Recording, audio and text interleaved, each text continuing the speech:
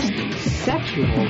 Parents say it is not for kids. Pornography in the workplace being played on TV screens, drawings. They ransacked and took off with the family car. People making nasty comments about women. Virus spreading in our area. Find out where. Racial language and racist attacks. Push the button! Opie Anthony! I'm a black ninja, fuckface! All right, we remember. Shut up. We smoke pot with Snoop Doggy Dogg on a daily basis. You're talking out your ass. There's gonna be some action today. I'm gonna crap myself. Oh, what a log you're gonna have. Holy shit.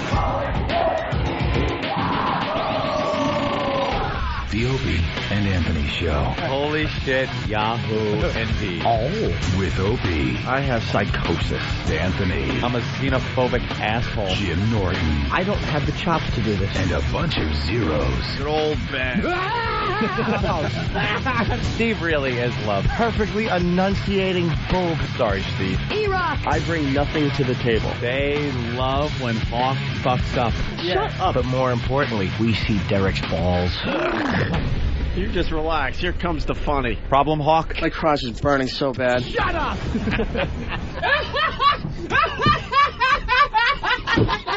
But enough of this palaver. Let's get the show on the road.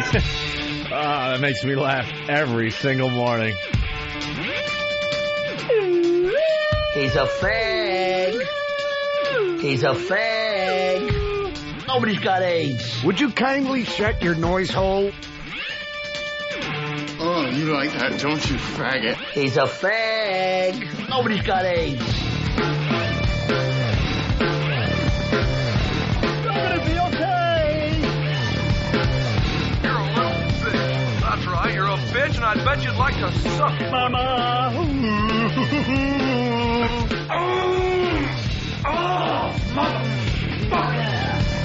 Oh, yeah. Good morning, and welcome to the Opie and Anthony program. Hi there. The O&A virus spreading across America. Actually, the O&A virus took a major hit. Why? We're off DirecTV. We got to get into that sometime today. Oh, boy. This is a virus spreading across America. And every once in a while, they find one of those vaccinations or something. There was a virus spreading across America, but House found a cure. O&A were bleeding from the rectum. I'm hearing all sorts of rumors about the DirecTV thing. Yeah. Right off the bat, we got to get Elo on the phone. Where's Elo? Because a lot of the pests aren't believing that XM had nothing to do with it. Yeah. And I'm a bit suspicious, I'm not going to lie to you. Are you a bit suspect? I'm just a little suspect. Yes. So we got to get Eric Logan on the phone, get the official statement from XM Satellite Radio. We were trying to explain this in front of like 300-400 drunks. Well, I think anything that we said at our little road show there in Boston that was of any importance has to be repeated today. Oh, yeah. Because I have no clue what was heard. Yeah, well, we'll get into that. But, we like this O&A virus thing, and we took a huge hit. Huge hit. A lot of people listened on DirecTV. We were getting a lot of emails and feedback and stuff from people that said they woke up, popped it on their TV, and that's how they got their fix. Well, we got to go right to the phones. One of our biggest fans, and he happens to be our boss, Eric Logan. Eric?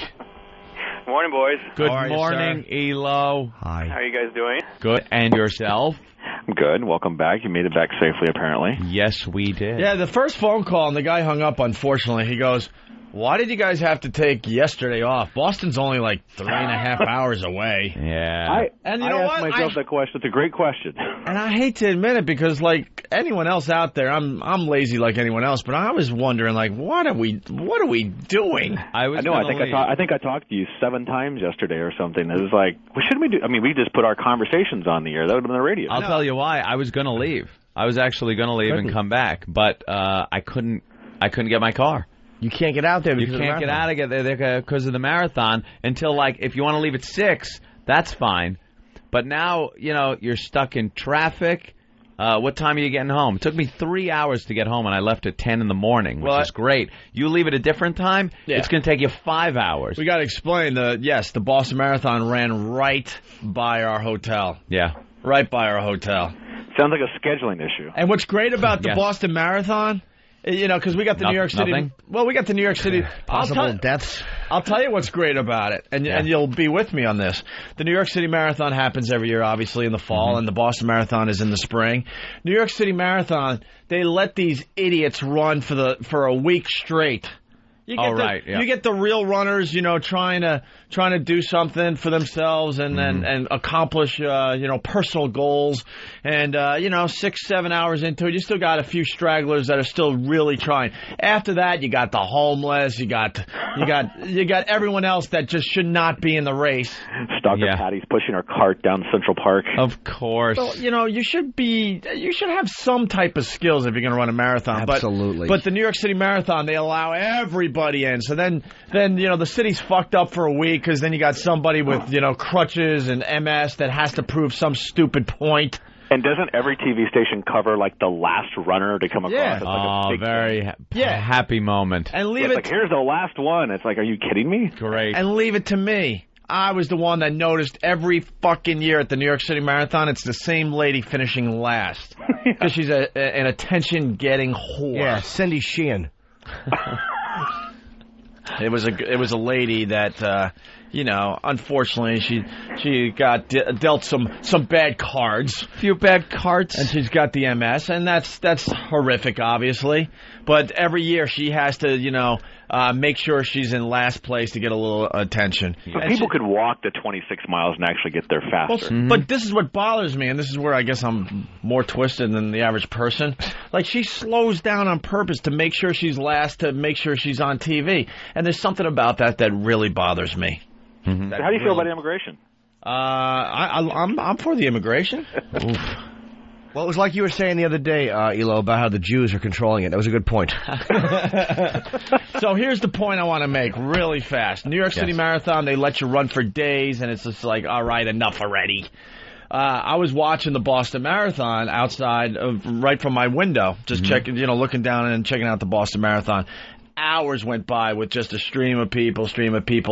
About the 6-hour mark, more or less, maybe 6.5 hours into the official race, all of a sudden I see just a ton of school buses filled with runners. Yeah. Did a little research. If you're still on the course 6+ hours in, tough shit. They have school buses, and they pick you up. Oh, they pick you up and get you off the road. And they say, well, Brilliant. You just weren't good enough to finish the race in the allotted time. Get on the school bus. Bravo. And they were picking up people right outside our hotel. And guess what? The people right outside our hotel only had 1 mile to go. Didn't matter. Yeah. Didn't matter. Get off. Race is over. We got to open the streets back up. You know what else I noticed they bus. did? They were just picking up random black people in those buses, too, in Boston, and just driving them out of the city. It's a great excuse. Where's the finish line? Right here. It says, welcome to Connecticut. So I guess that's the official excuse why we didn't do a show yesterday, because the Boston Marathon prevented us from getting our cars and driving home. I got to thank... Of course, it gets the bigger question about why you're in Boston to begin with, but that's a whole different topic. Well, Elo, you got to tell everyone. I know we had some heavy conversations yesterday, but you got to tell these guys what I asked you yesterday. Yeah, so I'm talking to Opie. I can't remember if it was the 7th or 8th time I talked to him throughout the day. He goes, so Elo, why exactly were we in Boston yesterday? And, I paused for a minute, and I said, well, if I can give you the answer, albeit probably the wrong answer, I can tell you. And he said, sure. I said, well, last year, if you remember, we went up there because it was Patriot Day, Boston Marathon, and it was opening day of baseball with Yankees and Red Sox. Yeah, right. And we're, Anthony and Jimmy are big Yankee fans. Yeah, so it made all the sense in the world. Yeah. So we just put it on the calendar. We'll just go up. Patriot Day was the day, so it got thrown on the calendar. It goes through.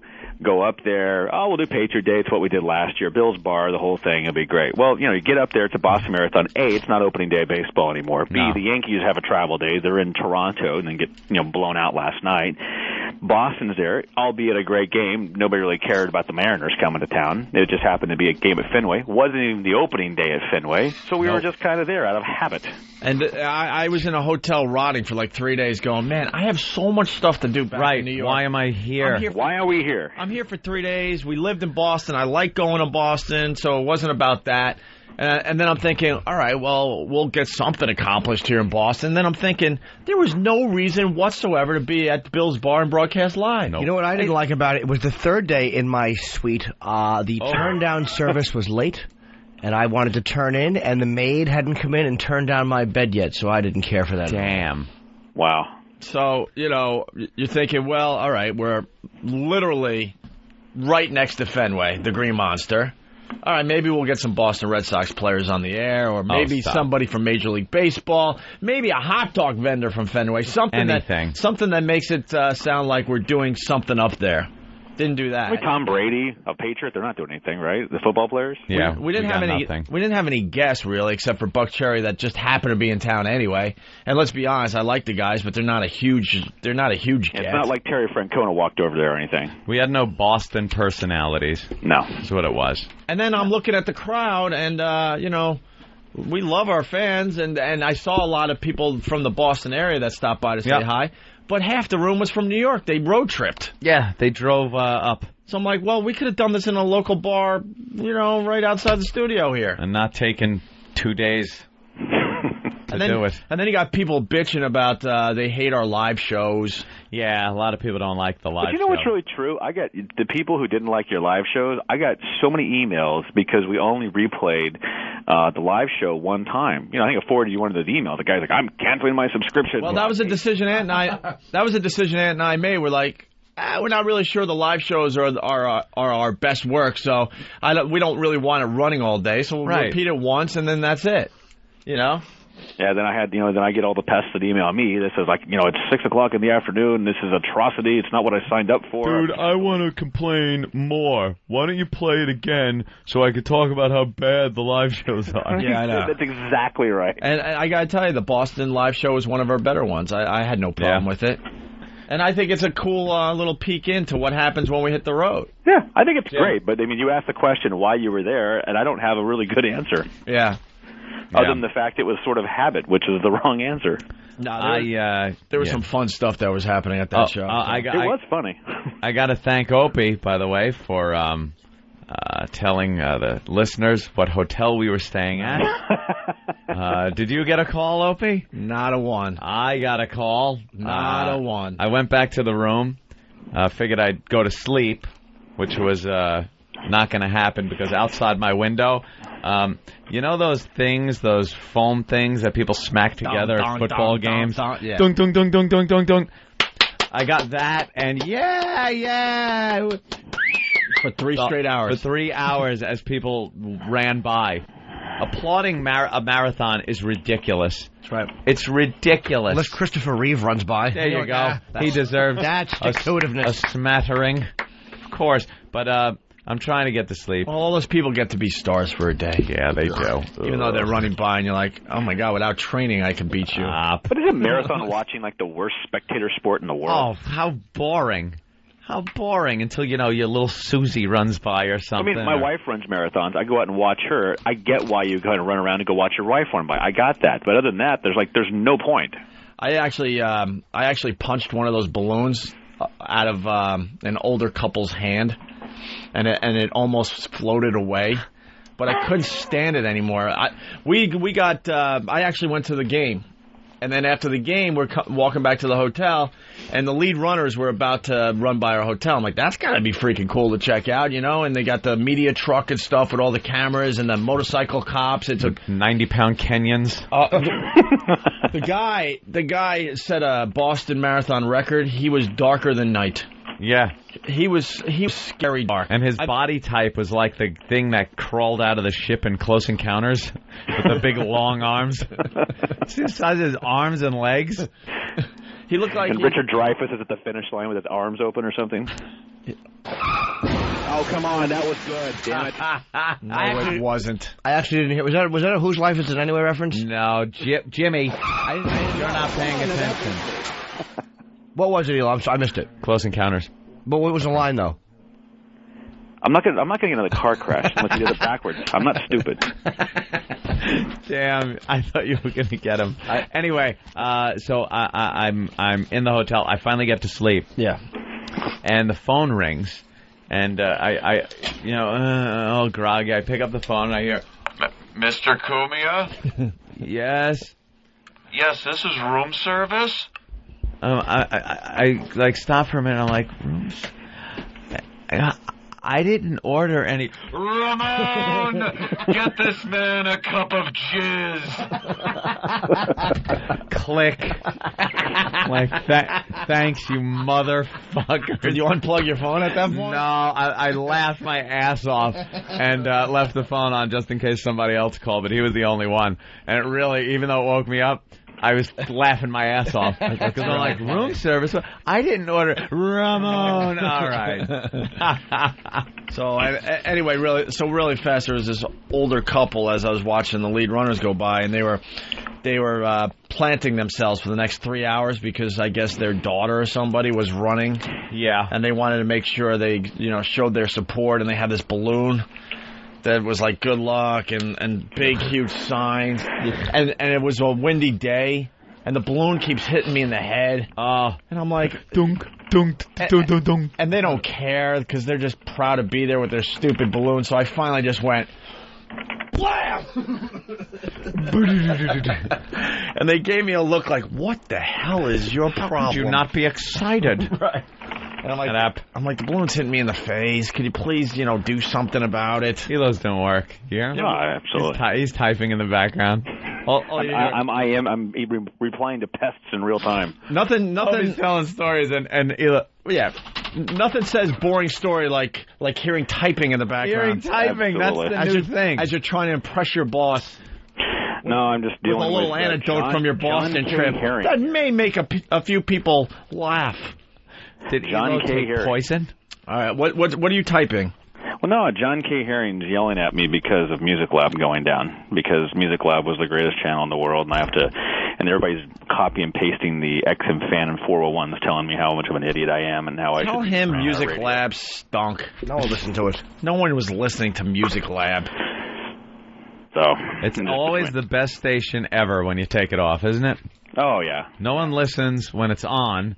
But then you take it off. Oh my God, best station ever. Yeah, dead last. 2 guys. Ratings. Nobody listened to it. Yeah, 2 guys call up saying it's the best station ever. Well, actually what happens is it's 4 people who post something on the fan sites, and then they call all their friends, and they email everybody in the company, and it turns into a 7-hour meeting about how we're destroying the platform.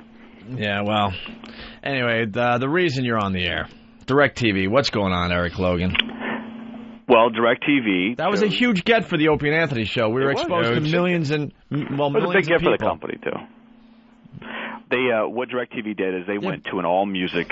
Their subscribers went all music from DirecTV. That's what they had before. So they had Major League Baseball, home plate, and they also had high voltage. So what they did is they wanted to go back to an all music offering, and so they dropped all talk channels. Whose decision was this? DirecTV's, without question. Now, why did they decide in the first place to put on some talk programming? And we know that our show is doing well, so it had nothing to do with people that were tuning in or anything. Why then? Well, the reason why it was put on, I forced the issue, to be really frankly candid with you, about putting on talk channels, because I said this is a totally different offering than you've ever offered before, because they had music choice before. Yep. So they put them on, and they got apparently, people who just wanted music channels, and they have their research and they have their reasons, and they're really the client in this situation, and they're saying this is the channels that we want, and we're like, okay. They told me they were going to drop it, and I said I really would strongly reconsider that for a lot of reasons, of which we know why. And they said, well, this is what we want to do. We want to replace it with Music Lab and replace it with The Torch. And I'm like... The Torch, yes. We got replaced by Music Lab? And The Torch. No, I'm sorry, Liquid Metal, not Music Lab, Liquid Metal. Well, I'll tell you what it was all about, Elo. I'm pretty hip. It was a great way for them to advertise what was going on. They wanted us to go on and plug their product for a while. We did, knowing damn well that in time they were going to pull us off of there. But we were silly, and we gave them a lot of publicity, got a lot of people listening to it, watching it, whatever, signed up, and then bye-bye. The same people can come out, too, though. That's the thing. The same people don't have to continue to pay. Yeah, but they will. Who makes the decision over there? It's like it's the president of DirecTV, huh? Yeah, there's like a head of programming and a head of consumer affairs. There's a bunch of people over there. It's 1-800-DirecTV. Those are the like if we have listeners who kind of might want to get the thing put back on, that's who they call. That is their customer service number, I think. Yes. 1-800-DirecTV. Huh? 1-800-DirecTVs. So, do you think that there's one or two guys that weren't happy with what they were hearing from our show? No, actually, I talked to the head of programming. I don't think that's the case at all. But it doesn't make sense. It was a music decision. They could just bury it in the middle of the channels. No one would even know. It would still be like mostly music.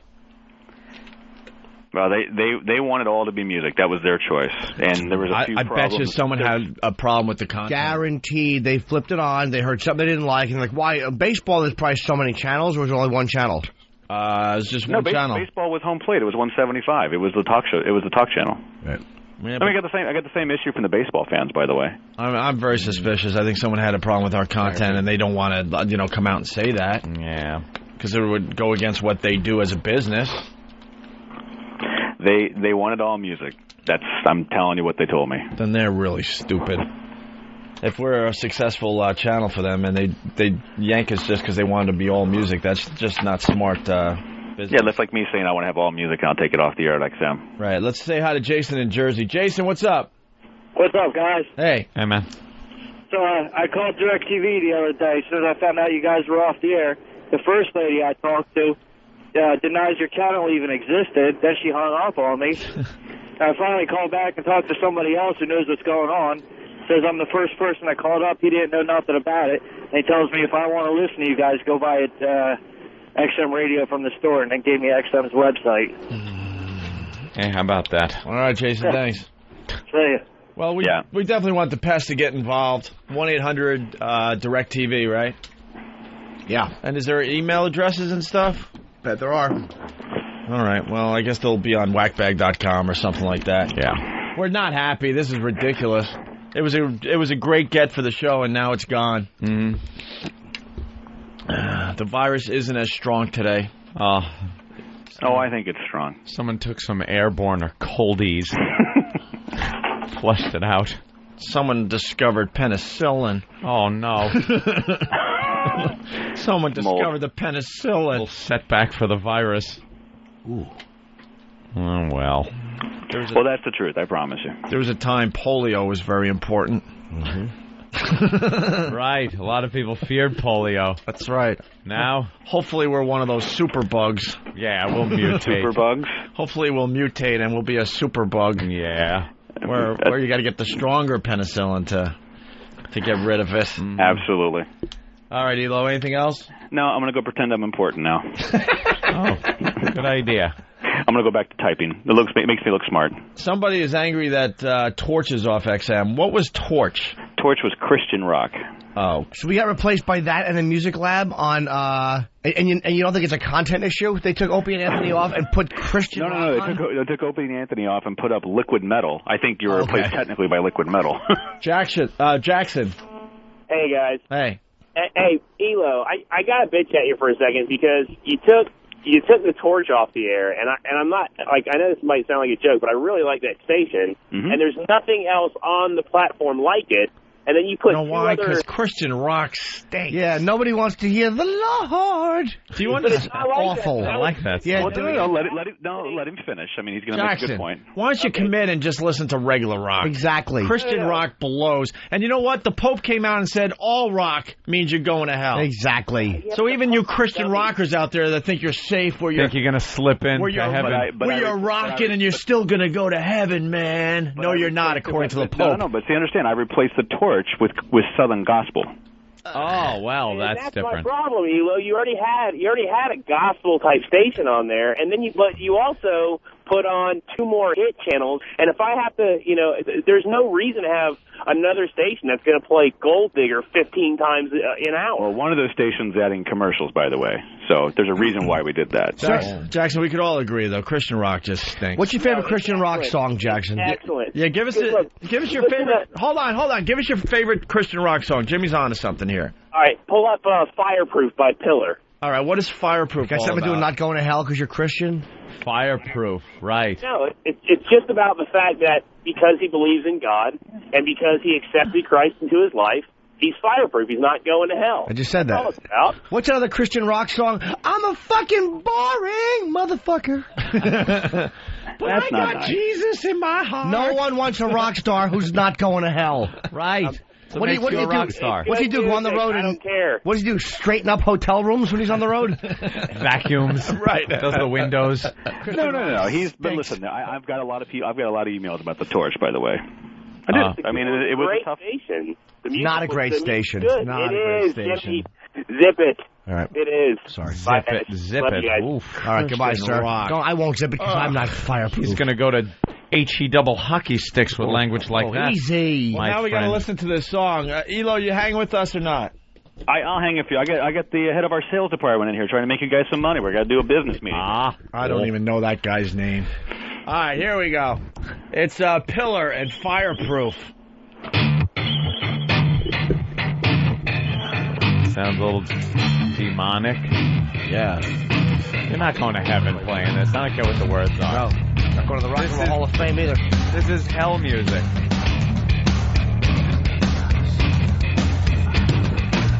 Here's a chance to show you how I feel. Chance for you to see it's real. See just what I feel inside and who it is that's by my side. And I would never change my mind. Try to touch me and you'll find you can't turn me or disturn me. No matter how you try. Boring. Exactly.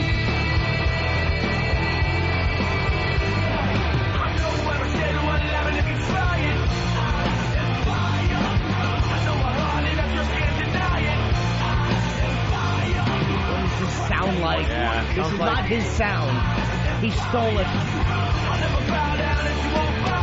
Know what this song needs? Lyrics about pussy.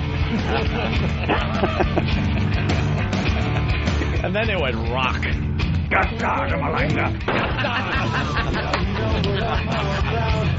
a chance I'll ever down.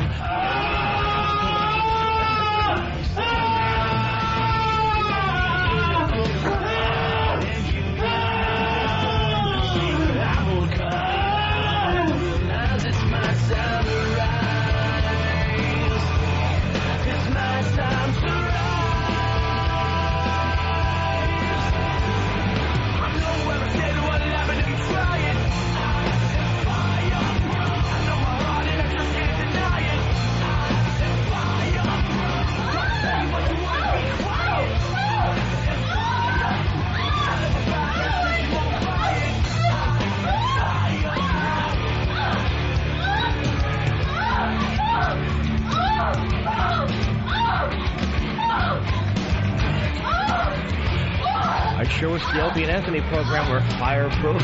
Oh, that's funny. Give me those ribs. Oh, man. We're not. Christian rock. There you go. Ass. I am fireproof. Ugh. Do they have groupies and stuff, Christian rockers? Probably Oh, yeah. a bunch of nuns. They do have groupies? Remember Petra? Petra had a lot of groupies. Remember what? Petra. Petra? Exactly. That was a No one. huge Christian rock group. How big is huge for Christian rock, though? That's like Yeah, tens of 1,000 thousands, albums. I'm sure. Petra? Yes, look it up. Are you I'm one of those sure it's there. Christians? I'm knowledgeable about Christian rock. I can Is tell that why you have your hairdo like that? Like that's like rebellious for Christian rock. That's the Christian rock look. Right. Oh, man. Yeah. I never got the Christian rock movement. I got to tell you. I actually never got the Christian movement, so... That's a whole nother show. Fireproof. All right, I'm going to go pretend I'm important, boys. Do that. Bye, Mr. Logan. There's Goodbye. Mr. Logan. Christian rock really bugs me. It's like, look, why don't you stop it already? If you want to be a good Christian, good for you. Get out of rock. Don't show people you can still have fun after you give your life to Christ. No, you can't. And they asked the Pope about the rock music, and he says, listen to rock music, you're going to hell. And then they kind of asked him about the Christian rock. He says, same thing. It don't matter. It's still rock and roll. Did he mention what happens to an organization for kind of covering up pedophilia and shipping pedophiles to other parishes? Did he mention what happens to them? You go to heaven, and good. everything's fine. You can't put a wolf in sheep's clothing. That's right. By having a hard rock band singing about Jesus. Let's go to Dave. Dave? Yeah, you guys are hypocrites. Why? Yeah. All right. We sure are. Why, man? We are hypocrites. Hold on, sir, If you please. don't like the content, it should go off. I mean, it's the same. People said the same thing about you guys. Hey, wait a minute. You ran rave about content. Hold on. And how... Hold on, Dave. We said what to who? Dave. Yeah. My opinion is that Christian rock sucks. I never said it shouldn't be on XM. That was Did me we who say said that. Take it off? You guys just said get rid of the station. Yes, Who? we meant it. Did we say that? Yeah, but dude, we're talking about. I'm pretty sure you did. It's the same This is not. It's not a content, bro. It's not a content judgment issue. And like, people, O&A, you can't deny are popular. I mean, is the show vile to some? Yes, but you can't deny it's popular. Christian rock, as far as compared to certain music genres, is not. It's popular, yeah, but not popular compared to others. And I realize that didn't make much sense. I'm not a Christian rock fan, so I mean, I'm not. I can't imagine there's a huge fan base for Christian rock and a huge fan base for the Music Lab channel. Guys, no matter what it is, should back that. Dude, here's simple. Back it. No, we're not saying it should be taken off because of the statements they're making and it's religious and stuff. How about just because it stinks? Yeah.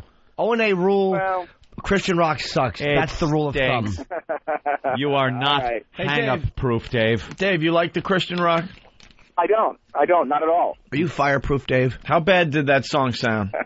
It sounded like... I go to church on Easter and Christmas, and that's about it. It sounded like all the C-level bands from the 80s. Awful. Yeah. You know, you had the ones that were making it, and then all the other ones that almost made it all had that same sound. And that was it.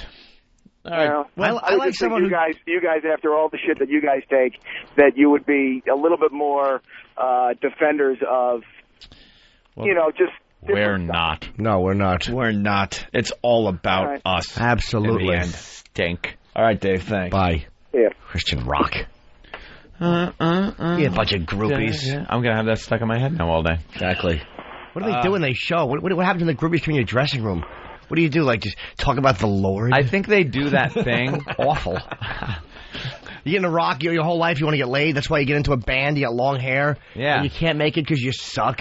And you finally get a bunch of religious people to go, oh, these guys are nutty.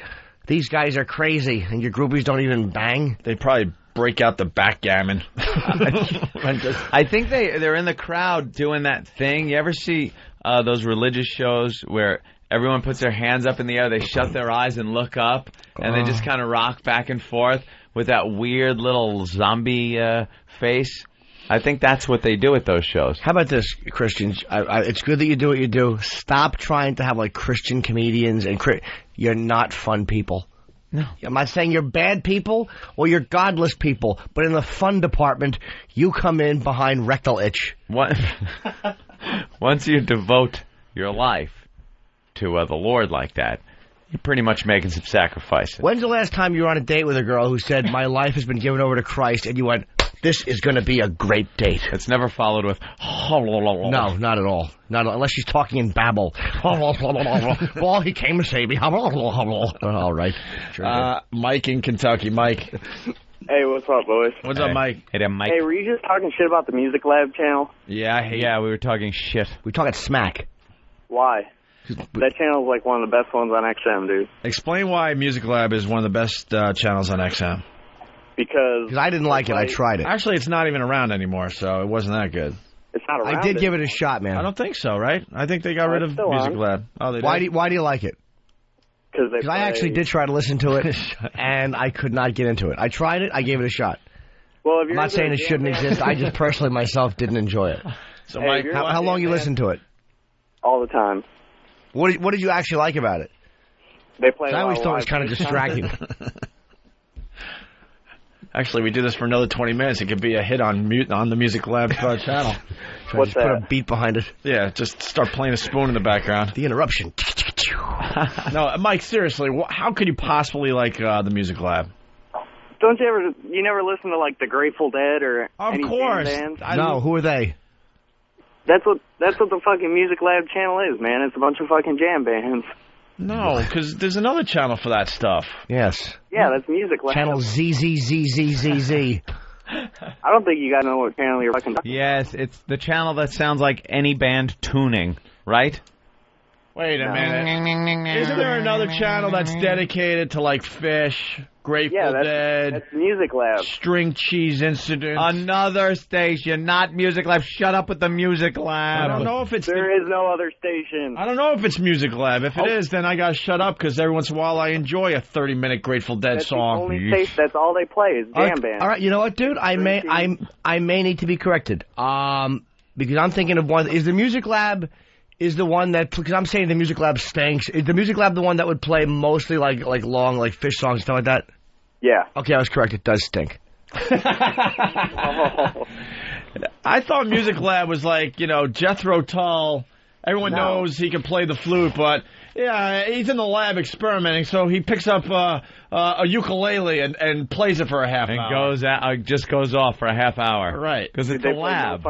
They don't play fucking Jethro Tull on Music Lab. No. Is it really the place where they have all the jam bands?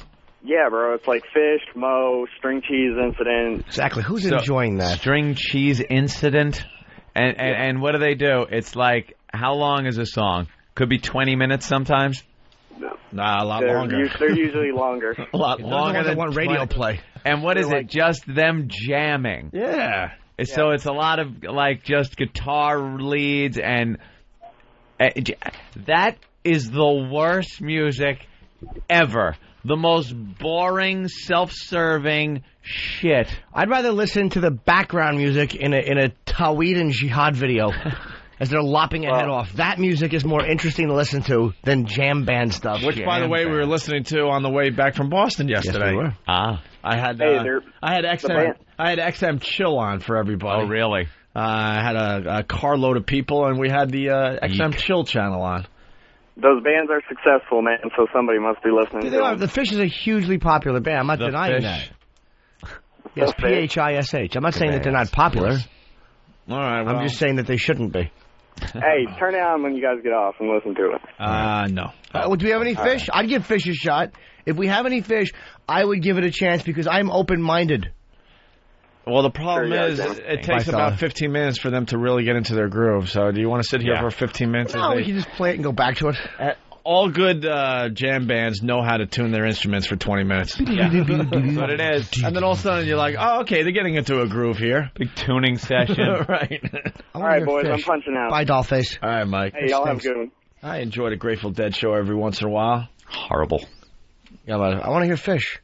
And then you're like a newbie at the Dead concert and you just want to hear the hits. Yeah. Hey, when are they going to play Touch of Grey? And then someone just hits you because they want to hear some 35, 40-minute jam. Exactly. It's like Touch of Grey. They just started Space and Drums. Shut up. Oh, they did? Yeah, man. Space I thought they were tuning. For all the people that have dropped the acid.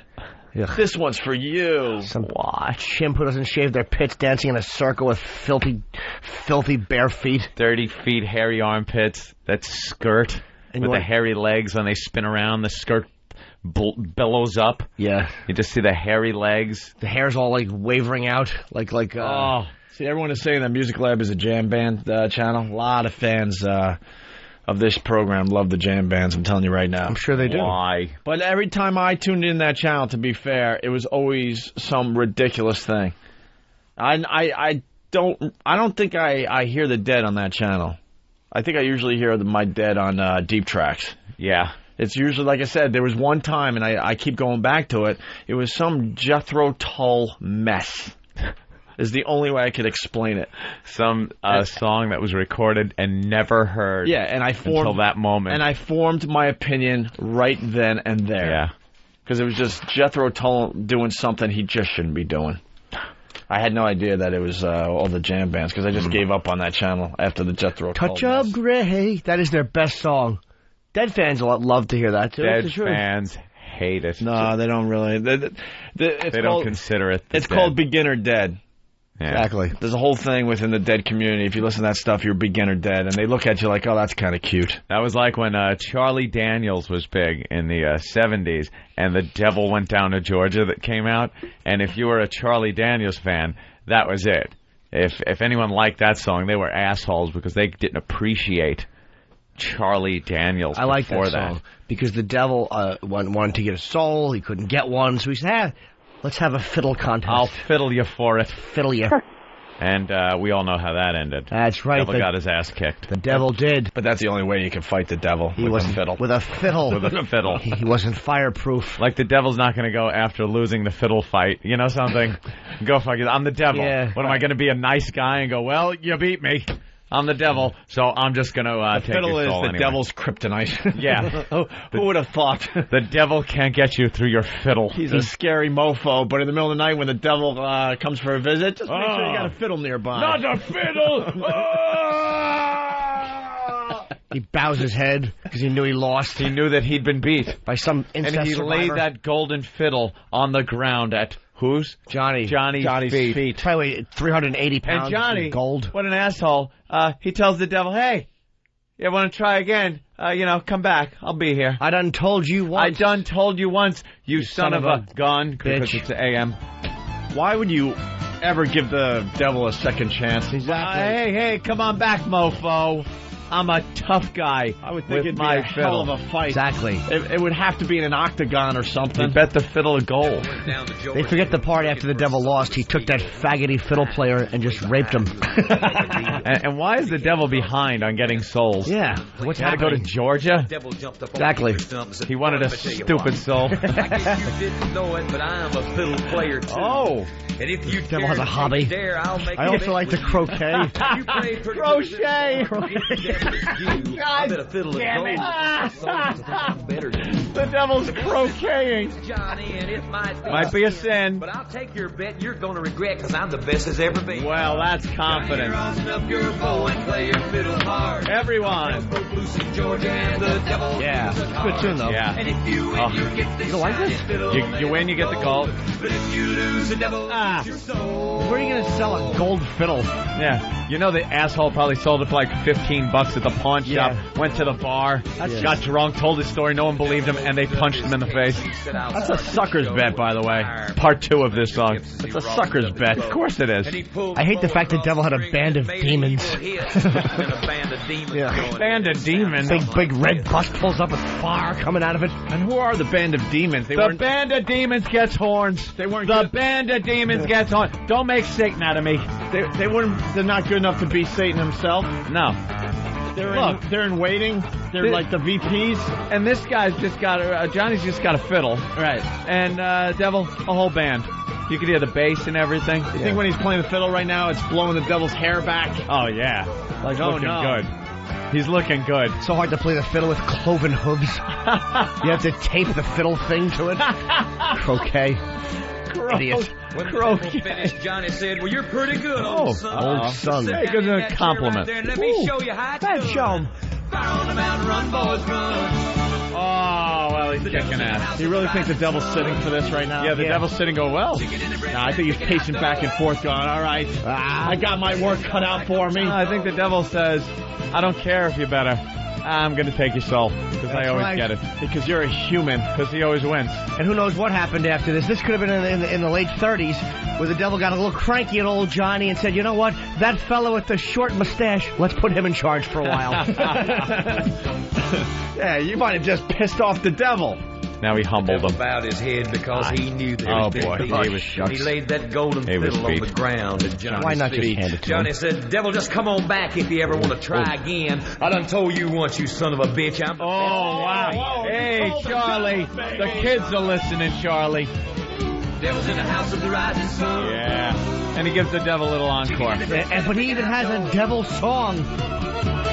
Just for that What are occasion. the odds of having a devil song ready? And if you beat the devil, would you really give him an encore? No.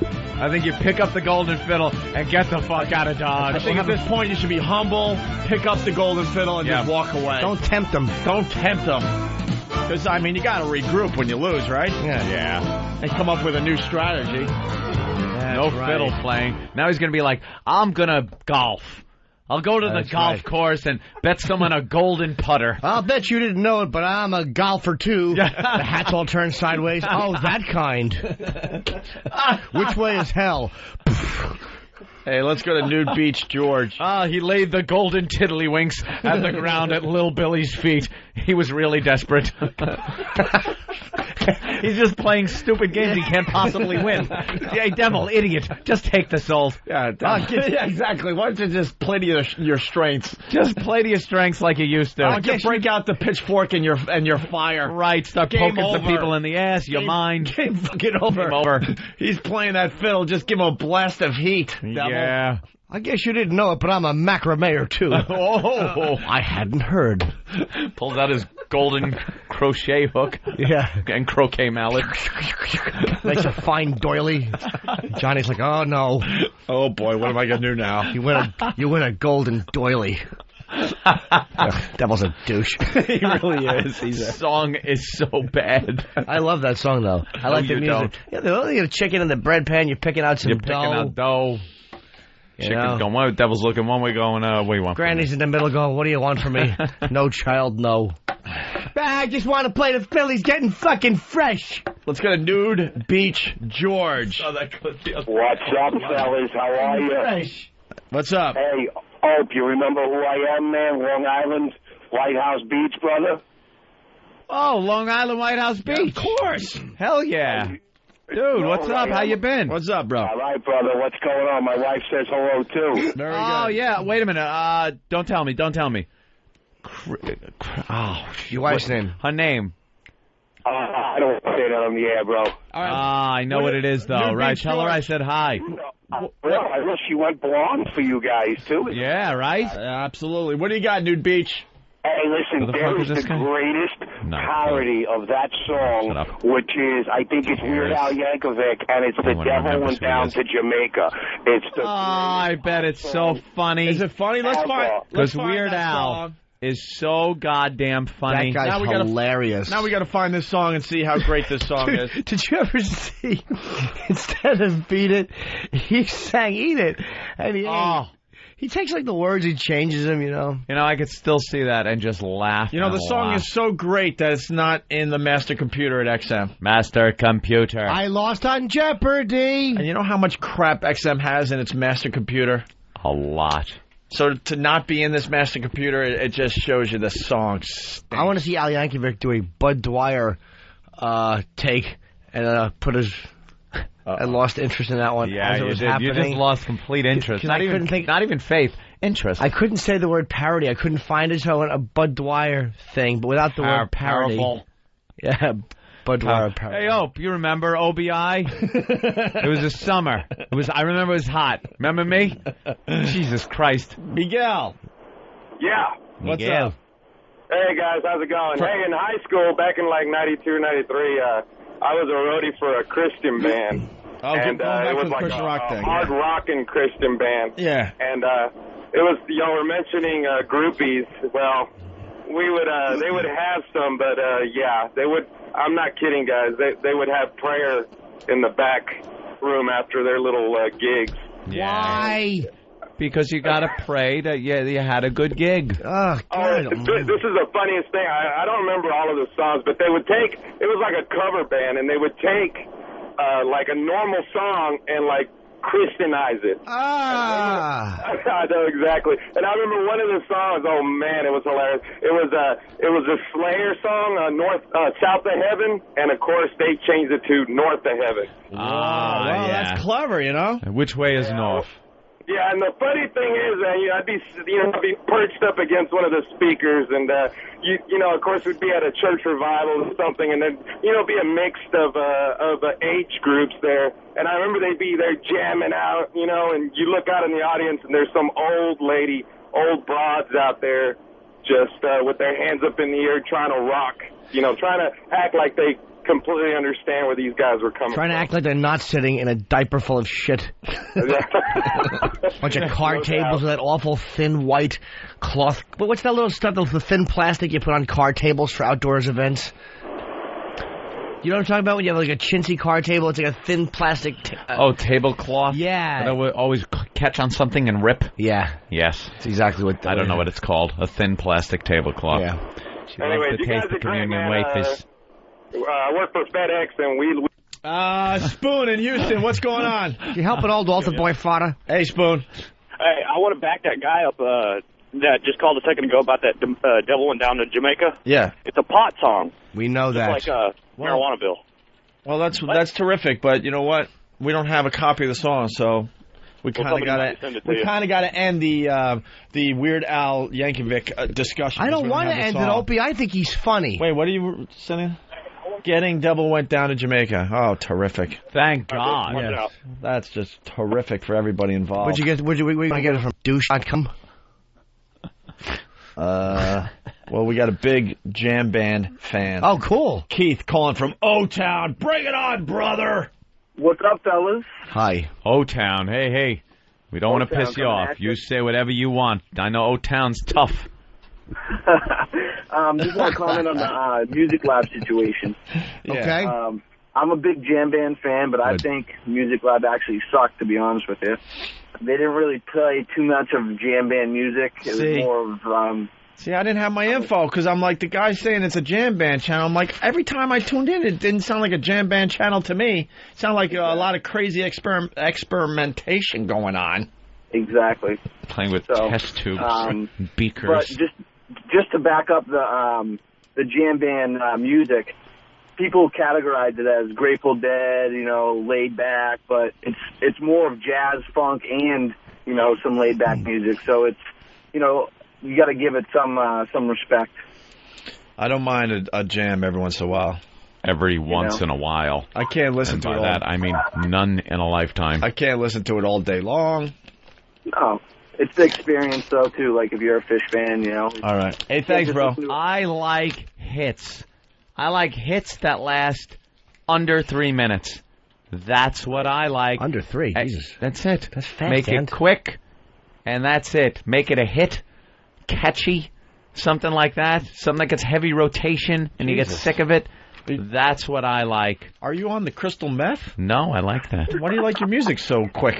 I like hits. And then after you're done, give me another hit. You gotta smoke a joint and sit back, I want something I could sing the chorus to in the car, and then it's over, and there's another fun song after that. I don't want to hear bang, bang, bang, like fucking Santana.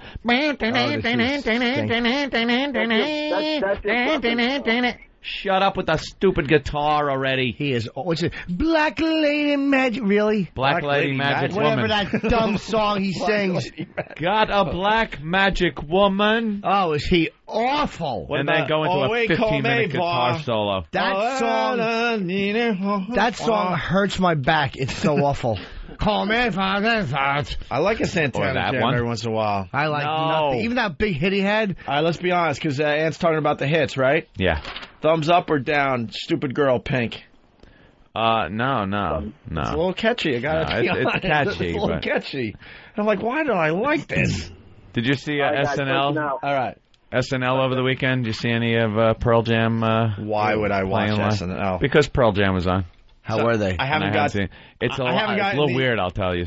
Sorry, go ahead. A little odd. I like the songs. It sounds like Pearl Jam, little updated, which is kind of cool, It was weird to watch, though, because, Pearl Jam hadn't really been in the public eye for a lot of years. But they never went away. They never went away, but Pearl you didn't Jam's see an interesting band because I just feel like they probably had more hits in them, but why didn't they go down the hit route? It felt like I was watching Eddie and the Cruisers, too. Really? It was kind of like Eddie Vedder is definitely older. He's a more mature looking. Still got the same hair and everything, but you could tell in his face. And then his band, Pearl Jam, they're not kids anymore. Remember when you used to see them kind of like and I don't think kids. I don't think they've replaced anybody. I don't think so either. I think it's the same band doing it and just loving life. Eddie sounds great. Sounds just like he always did. Didn't lose anything. Same hair. Hasn't changed his hair in years. But just a little more, weathered and matured. He's a douche. He might be. He might have been then. I don't know if he is now. Why do you think But I kind of liked it. Because people say, well, he did the Ticketmaster thing, which was good. But because I saw him accept an award one time, and he goes, you can't put art in a category. How many years ago is this? Doesn't matter. That's who he is. That's who he is. Really? You can't put art? Yes, you can. Watch Is it a painting or is it a song? Those are categories. Why are those categories? You just don't get So there shouldn't be a category. So if you want a CD because it's under art, you should just go. It's fucking potluck. You reach into the old art bag and whatever you pull out because it's art. I want to listen to a song, but I'll have to look at the painting in my car. Shut your face. I wanted an independent film. I got a collage. Let's go to Bruce in Louisiana. You're going to love this one. Bruce? Yeah, Jimmy, this will really piss you off. That cover band that changes the words to make God songs. Right. They do Jesus, I'm coming home instead of Mama, I'm coming home. Wow. I actually like that, though, because hopefully it means that they're dying. Oh, and Jimmy, one more thing. I saw your Lucky Louie promo. Good fucking line in there. I laughed my ass off. Thanks. Bye. Thank you. What was the line? You got to help us all out. I keep missing the Lucky Louie promos. I got to tell you, that looks like it's going to be a huge hit. Ooh, yeah, of course it is. I love how they filmed it. Yeah. They're filming it like it's a sitcom, but it's very gritty looking. Yeah. You know, because you've seen every sitcom with the set. It's cute. And it's so polished, right? The Lucky Louie set is filmed in that same kind of manner with bright lights and everything, but the apartment's a shithole. And Jimmy's so far Jimmy's been featured in both promos. I think, yeah. Ooh. But it's there's no laugh track. It's real life. And Louie would go out before the show and look, if you think it's funny, please, we want you to laugh. If you don't laugh. Don't fake it. That's good. Yeah, it was great. Real live audience. No forced shit. No. Like even like a lot of sitcoms have this big piece of plastic up. Guys. Yes, sir. Great news. Ooh. Look what we found. Great. Let me sit down. Put on your laughing hat. The devil went to Jamaica. He was looking to sell some weed. He was doing fine. They were standing in line. It was excellent weed indeed. When he came across the young man who was likewise peddling pot, and the devil slid down the beach to the kid and said, "Boy, let me tell you what. I guess you kind of figured I'm a reefer head, of course. And after all this time, I guess that I'm a connoisseur of sorts. Now, your stuff smells okay, but this could tranquilize a horse. I'll bet $1 million in cash against your stash because I think mine's better than yours." The boy said, "My name's Johnny, and you ain't smoked nothing yet. One hit of this grass will kick your ass. You got yourself a bet. Johnny, roll a ball of hash and make sure it's the bomb, because the devil's got the kind of stuff they smoked in Vietnam. You'll get $1 million smackaroos in cash if you can cook, but if you can't, the devil will get your dough."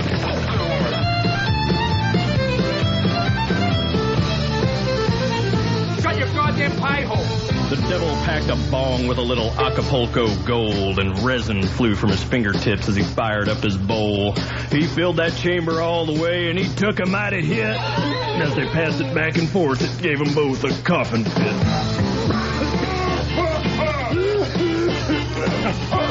Best song parody ever, huh? So bad. Damn.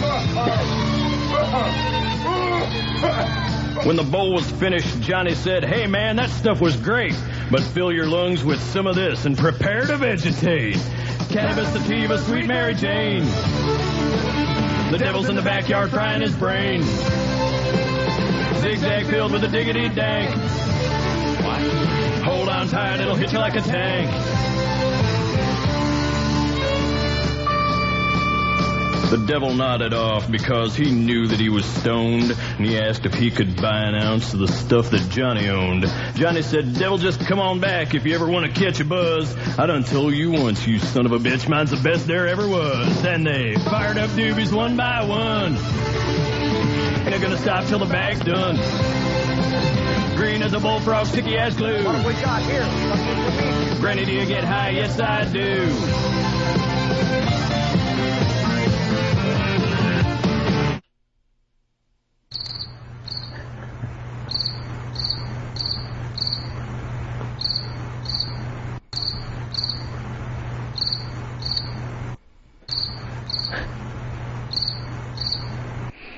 Oh, my God. Wow, that was...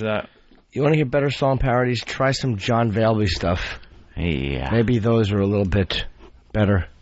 That was Weird Al? Yeah, and he was like, he couldn't even keep up with the music. Just really bad. I lost on Jeopardy. Did you? Yeah. But it wasn't even like his soul. Were they betting their stash? No Jamaican accent? Why Jamaica? Yeah. Because, pot. Well, the devil could have just went to Long Island for that song. Well, we want to thank Weird Al for taking the energy right out of this program. Wow. That's the best song parody. Start. That was a wonderful song. Thanks. Oh, laugh after laugh. Thank you, Nude Beach George. Who recommended that? Nude Beach George. Your buddy from Long Island. Yeah, thanks for helping out the program. By sitting home having some big laughs, hoping we don't interrupt the song. Oh, my God. Who's enjoying that? I don't know. No one. Hey, smoked a bag. Give me a high five, you and your buddy. Hey, you hear the song? It's funny, man. Yeah. Here's fucking funny. Here's the tease, because we have to take a break now. Jack from Atlanta asking the question, did you see House last night? Oh, we'll talk about House. We'll talk about American Idol. We'll talk about Lady Di and her homeless cribs. Oh my God! Did you see it? I'm depressed. I'm not going to lie to you. Why? Well, we'll get into it next. All right. It is beyond sad, and it's just like I love the documentary style. We'll get into it definitely. Yeah. And Tom Cruise had a daughter. No, he didn't. And then we got to talk about the Roosevelt Island tram thing.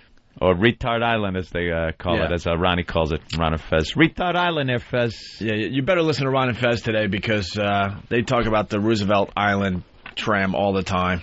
Yeah. Anyway, we'll go to break. This will make sense. We got our old pal Stephen Lynch, who's now the star of The Wedding Singer on Broadway. Is he coming in soon? He's a Broadway star now. He's a Broadway star now. But anyway, here's one of the songs he did for us in studio once, and it'll tie something in that we were just talking about on the program. Hopefully. Well, hit it, and we'll see, I guess. This is kind of the antidote to the Craig Christ song. Ooh. Oh, because I figured since I did a Jesus song, God, type song, I'd have to do kind of give the opposition equal time. So that's what this one's kind of about. All right, here we go.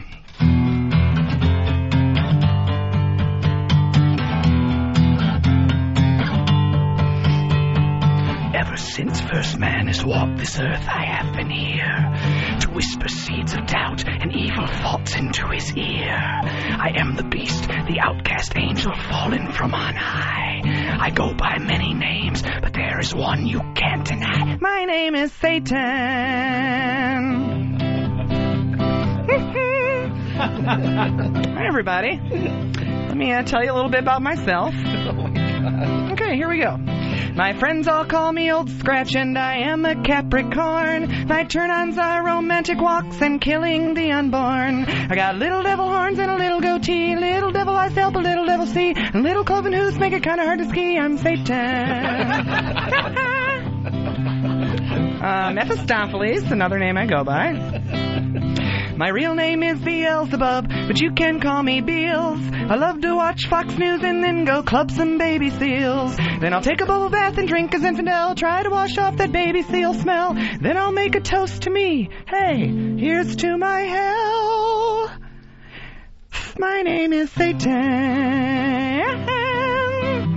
To carry on my evil ways, I went and had a son, and now he makes his living as a singing comedian. I'm in every Zeppelin album, I'm in all Rush Limbaugh's rants. I'm the reason that the Boston Red Sox even had a chance. And if I want to eat your soul, I'll just throw it on the griddle. Don't need to make a deal, I don't need to tell a riddle. And fuck Charlie Daniels, I don't care if you can fiddle, I'm Satan. The devil went down to Georgia, he was looking for a soul to steal. Which is fucking bullshit, because I would not be caught dead in Georgia, okay? It's like, oh my god. Sick.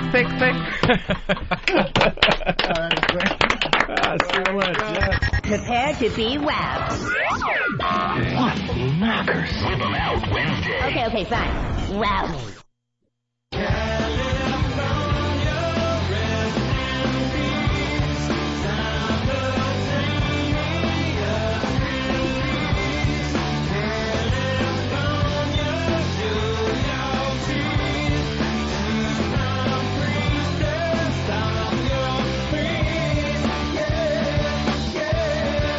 That's the latest from the Red Hot Chili Peppers.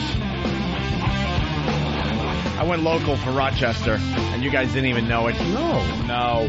There's a town up there. It's spelled chili. Yeah. They call it Chili. Now, did Spuds Buckley ever visit Shyline? I did Spuds Buckley when I was in Buffalo. Oh, Buffalo. I always get those mixed up, Opie. I apologize. Speaking of Buffalo, it's Mike. Mike, what's up? Oh, this is Matt. What's going on, boys? Hey. Matt, Mike, what do you say, Bill? Well, I just want to tell you, I went to my local Best Buy yesterday, and I was rounding the DVD, and what do I see but your giant stand-ups over by the radio section. Ooh. There you go. Marketing at work. That's just like having a national commercial. Our stand-ups.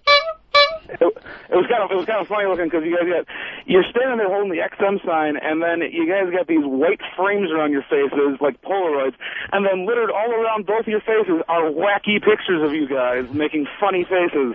Oh, is it that one? The zany one, the one that's right out here. Oh, okay, yeah. I want to ask why there's no O&A picture on the Javits Center. It might be I didn't see it, but all I saw was Snoop, Ellen, and baseball. Why would they have our picture up there? I want to know why. I would like to know why would they actually do that? Can we ask Elo? I forgot to ask him before. Maybe he has an explanation. You wouldn't want us up there. Well, Elo, if you're still listening to the program, why don't you give us a call? If you could.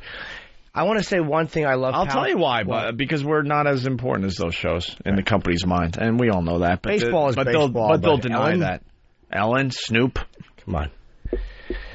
I want to say I love PalTalk. Mm-hmm. It's a great online place. So it's like it's like a message board. It's video conferencing is what it is. You get on and you have various people. Everyone has a camera, and you log on. You see each other now in full video, and you can then chat with a mic, or you can just type like anything else. And it's like people message board people. A lot of them don't like it. They don't it's like a message board. It really is. It's like people just communicate. This is just in real time, and you get to see tits. And everybody, it's like a gossip thing. Everybody does it. It's part of, look, I'm guilty of it. We're all guilty of it. But there are certain guys, the cock blocking that goes on. And I'm just telling you, some of you guys that think all these things you tell people, are being kept secret, the blabbing you're doing, everybody knows you're doing it. It gets back to you. It gets back to you constantly. And I'm going to start fucking calling out you cock blockers by name. Wow. Shut your fucking mouths. Jimmy's trying to... No, it's not even... Dude, my fucking reputation on the show... Jimmy's trying to get laid. My reputation on the show fucking wrecks me in the palate. You know what I mean? It really does, because... It does. Please. Chicks don't want to line up with you. But that's not who Jimmy is. No, well, it kind of is. And if Jimmy just wants to chat, make friends... and things like that. I mean, please, we could. What's the problem? We could goof about it, but who really wants AIDS? Anyone? It hurt. No.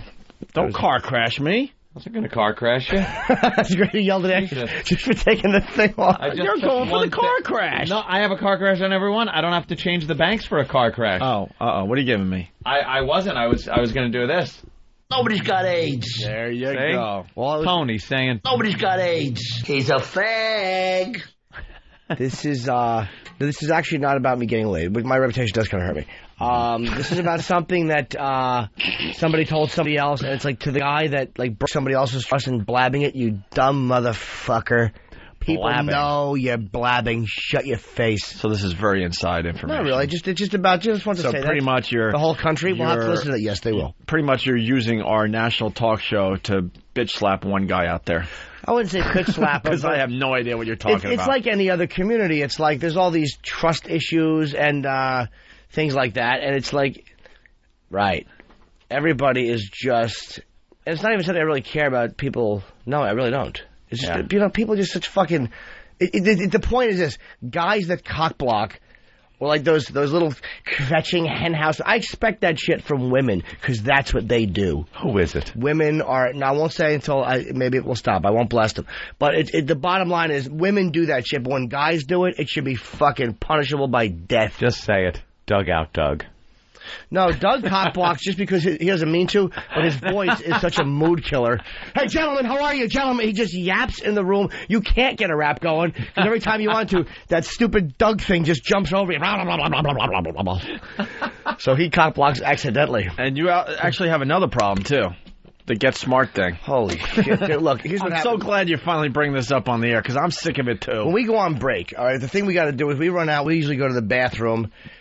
Master Poe gets up. and he opens the door for us, which is nice. It's a nice luxury. Yeah. But I hate it. There's 2 doors to get through security-wise. 2 doors. He opens both of them. An airlock. And then he takes the key and opens the men's room door in a very, like, ceremonious fashion. You know, the door is like a macho opening, and we walk through. That's us going through all the doors just to get to the bathroom. And then a vault door opens, and that's being held by an intern. Way to play the music before the line comes out. Yeah. But coming back in, can you turn that down a little bit? For the love of God, we got it. Get smart. Why don't we just not do the show and play the fucking entire episode? And then just piss in a phone booth. So it's like play TV Themes Volume 1. So yeah, I hate walking through bam, bam, bam. All right, we know.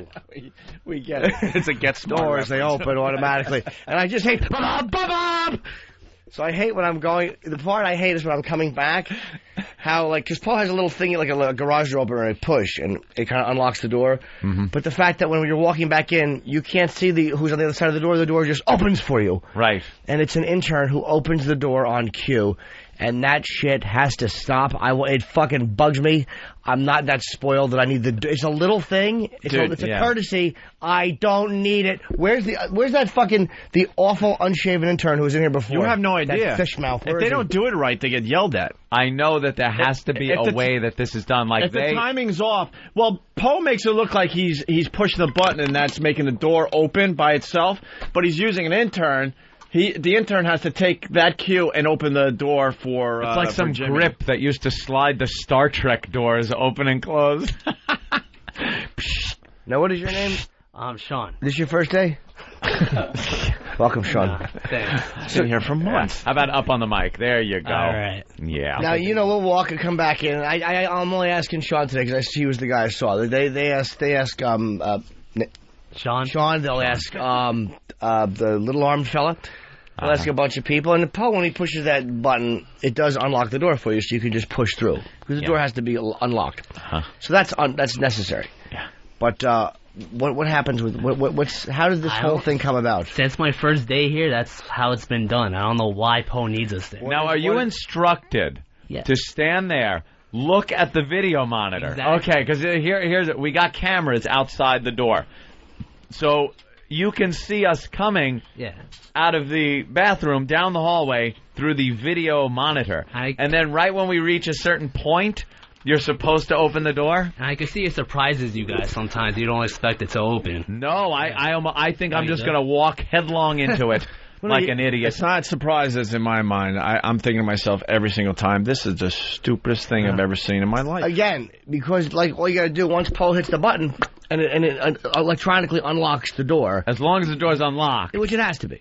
Then we can open it. And that's fine. To have to pull our IDs out and beep in every time would be a little bit of a bitch because we got a limited time. And you may not have your card with you. Sometimes you leave it in your jacket, whatever. The bathroom key. Yeah, it's just things like that. Thing. Has to be open. But the door... Security key. The door opened. The double doors open. There's double doors that open up when we walk through after we've taken a leak. Hold on. Let me do the bit again. You got to play the music again. All right. Whoever played it. So I hate going to the... all right. Okay. No. Oh. Loud. Oh, my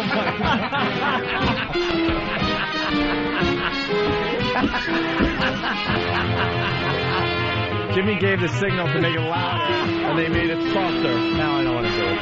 Okay, that's all right. Again, turn it off. Oh, Iraq. Oh, Iraq. When we wanted it done one way, it went the other way. Then we wanted to goof on how it was done in the first place. You did it correctly. And I made the little signal. Like, you know how you take your pointer finger and thumb and you put them like a quarter-inch apart and you go, turn it up. Scooch, yeah. scooch. And he scooched it down. To turn it up and Hawk turned it down. I bring nothing to the table. Oh. I bring nothing to the table. Not true. Is this on? Is this on? Is this on? All right, listen. Come on. Let's get through this because we got so much other shit to do. So, we, I just want to know what your instructions were. Yeah. You gotta stand by the door. When you go into the bathroom, I'll open it for you. And then when I see you in the monitor coming, I gotta open it again. You have to look at a monitor for us? Yes, it's kind of a waste of manpower, Poe. Yeah.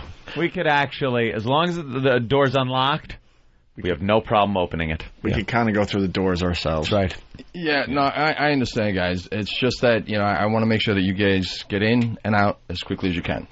So you go to the bathroom, you finish with the bathroom, you come back, and you're inside the door. Good intentions. All right? Yes. So there's Good no intentions. delay. There a couple of times there was some delays, and, I want to make sure He's been working on this system for months, by the way. That's Because he browbeats these kids when they don't do it right. Tell me now. Let's have an instance of when you didn't do it right. And How what you happened? fucked that up? You should be thrown out. I of remember this building. standing there waiting for the door to open, and I didn't know what to do. I stood there going, What is told to you when it's not done correctly? Gentlemen, you gotta stand by the door and. Are you doing a master poem? Yeah. Is that a poem impression? Oh, right here. That's not not. bad. And The that's poem the- sound really always said stupid. That's ballsy. That's about it. And What do you say, gentlemen? You gotta stand by the door. yeah, you gotta stand by the door and make sure you're there. That's all for the guys because they're big stars and they need to get through. That's all. Oh, okay. Actually, I stand corrected. They're fancy job, people. Good job. Good job. Job well done. Thank you. I prefer it to keep up that way. A little faster next Now, time. what if one of us enjoys the door being held open, but the other ones don't? Then they should learn that system and see in the monitor who's coming and get out of my way. Just give me a key. That's all I need. So I So need the key. Jimmy All I need. Jimmy doesn't want the door open for him. Right. Opie No. doesn't want the door open. Me, I want that door open. I like the system the But way you it never is. leak. I leak occasionally, but you know something? I wash my fucking hands in the bathroom, and I don't want to touch pissy doorknobs. Thank you. Open it. And as a matter of fact, Poe, if I may, could you add somebody to open the studio door for me? Not a problem. Because I don't even want to touch that now. We can't allow this to happen. It shall be done. Maybe Master Poe could carry you to the bathroom so No, your I feet could- don't get dirty. I could walk, although that bathroom floor is a little dirty. But I want to get that short-armed fella in there to do the tap. like a washroom attendant, where he turns it on, pumps some soap into your hand. No, not that tap. Oh, the tap on your penis to get the little last drips off. The way I tap is I pull my hog farther, I squeeze it. It's really a violent act, and I actually push under my ball vein to any little drops. Jesus Christ! And I fucking shake. Oh, And I still leak a quarter gallon into my pants. All right, guys, that's all I wanted to know. Thank you. All right. Thank you. This is terrific radio, but we really do have to move Very on good. now. We had to do it. This is just amazing. I liked radio. it. It's good. We're going to get an award any day now for our People broadcasting love skills. hearing the behind-the-scenes stuff. That's right. And if they don't, they can, now forgive my language, they can jump in a lake. All right, here we go. Easy. That's right. We got Tom Cruise, Katie Holmes having a baby. Is this audio All even right, worth there's playing? the award winner then. There you go. That's the good Talk radio. about something that everyone Something else is that's on the talking news about. 20 fucking times today. Guess who had a baby? Oh! Tomcat, yes. There's a Tom Kitten to talk about. Tom Kitten is... Did they just call it a Tomcat because it's Tom and Katie. Katie. So the relationship, because you have to have a name now for the relationship, no matter who's together, is Tomcat. And now they're talking about their little kitten that they've had. What they call him, Tom Holmes. Tommy the Wad Holmes. Yeah. Tomcat. Ugh. You're doing the same thing I just did. You're looking for name things Tom Holmes don't like to come up with. It was I know. Katie Cruz. I got the homo part. I'm just trying to think about the Kate part. Homo. Katie. Homo. Katie Home. Oh, homo. Homo Kate. Cruising for homo. Cruise. Let's put words in there that don't fit. Why not? Tomcat.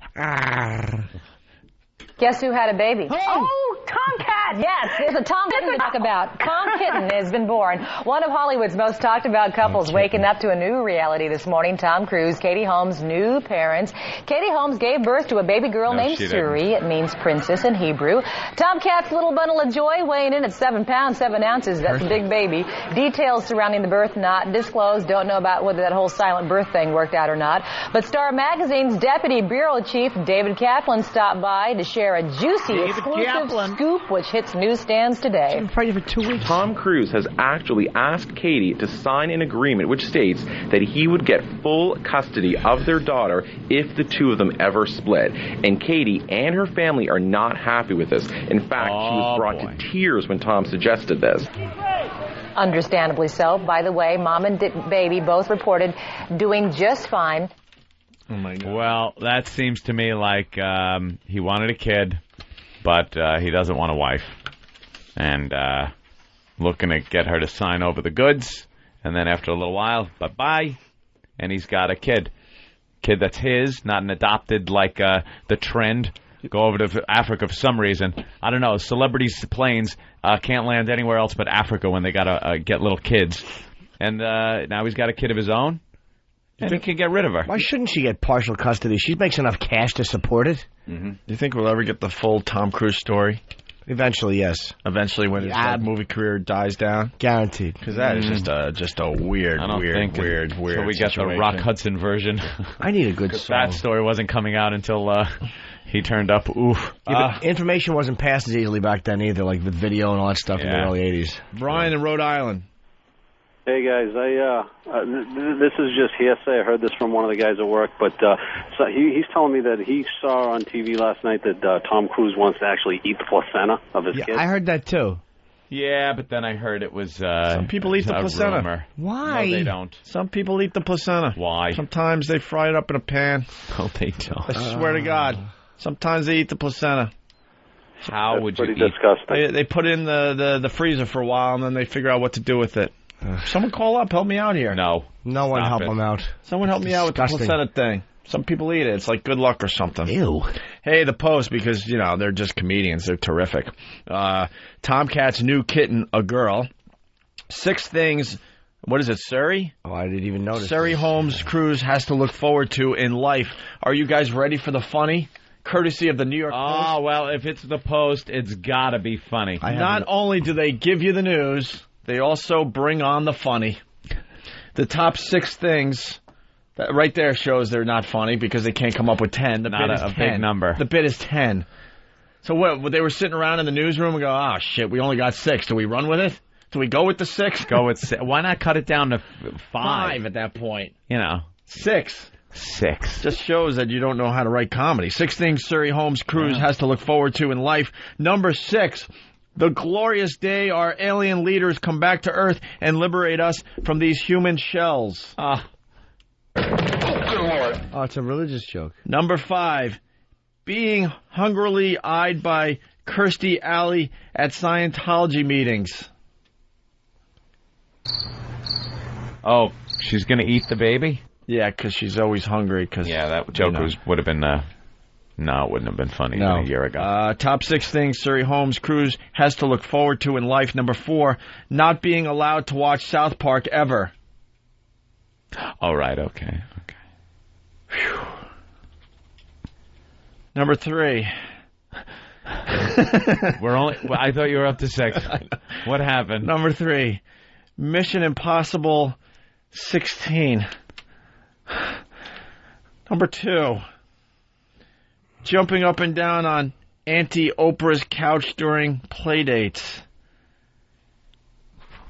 This is awful. This makes Cindy Adams look like Woody Allen's writings. Number 1 thing Surrey Holmes Cruise has to look forward to in life. Hey, where's my drum thing? Get the drum roll. Where's the drum? And you got the drum thing. No. Yeah, you do. Than? Than, help me, Than. Find it for him. You can't do a top 6 list without the drum thing as the number 1 thing. You know, but I barely use the drum thing. No one does. You know, I have over 10,000 sounds on this that I have to keep track of. Let's go to Peter in Massachusetts. Peter? Hey, good morning, guys. Hey, Peter. Am I dumb? I was reading about this British talk TV reality show where it was a cooking show. Yeah. And they had one of the contestants. No? What? Wait, not yet. Oh, sorry. Dave, what on this reality show? What's that? What did they do on the reality show? They took the placenta.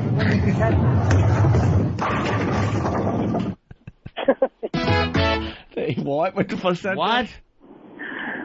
Go fuck yourselves, you assholes. All right.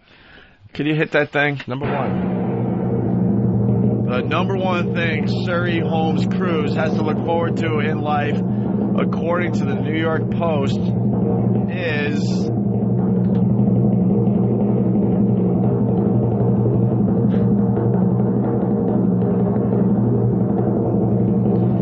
being taller than her father by the time she's 7 years old.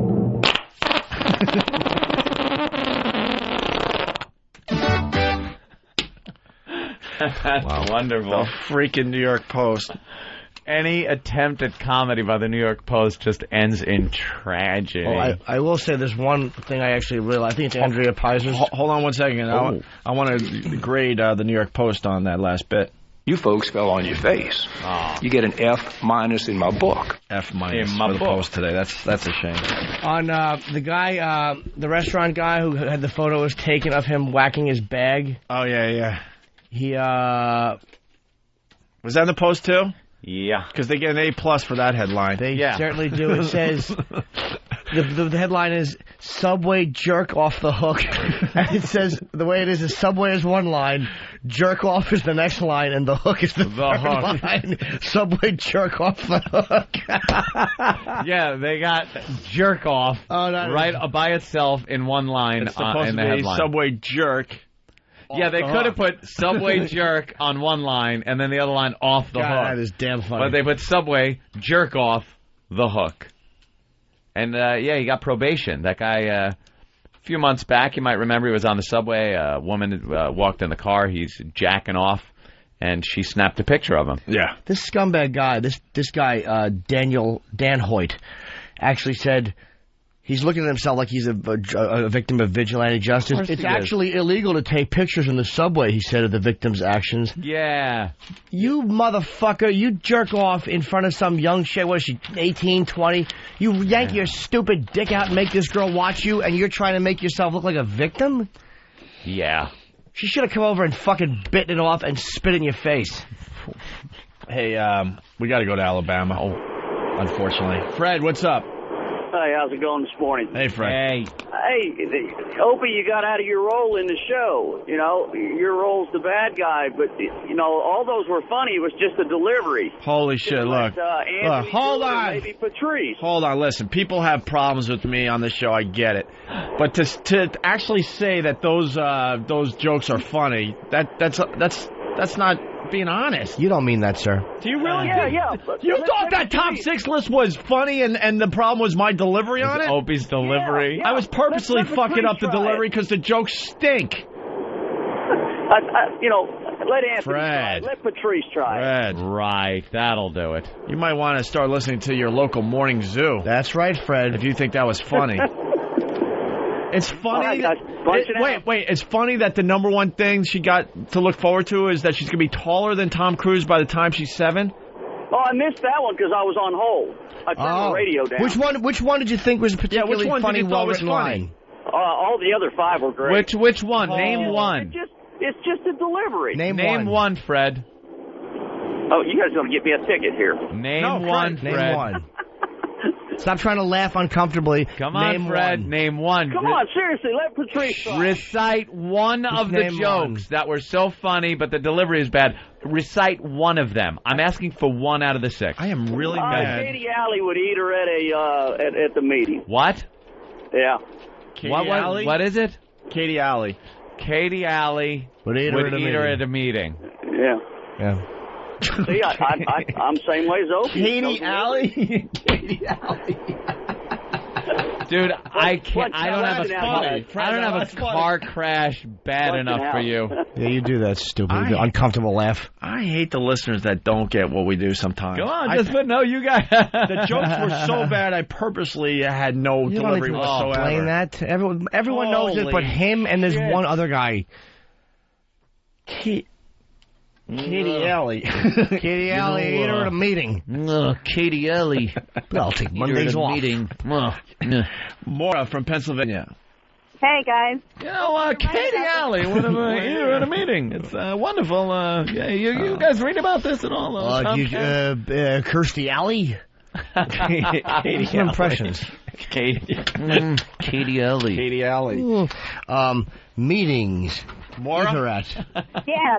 Go. Grade 1. A lot of people do that. It's supposed to be a religious thing, and it's supposed to be good for you. Thank you. Opie's right. People do eat the placenta. It's good for you. No, it's not good for you, and it's stupid. It's part of a healthy I don't diet. think it's good for you, but it's supposed to be part very of this nutritious. delicious breakfast. Exactly. You want to make out with a guy after you just ate your baby's placenta? Do you put a bib on? Disgusting. All right, let's bring in some placenta. Bill will eat it. Ass Tom Cruise is. Jesus. Let's say hi to Theo in Virginia. Theo. Hey, what's up? Hey. I got a little placenta story for you. Yeah.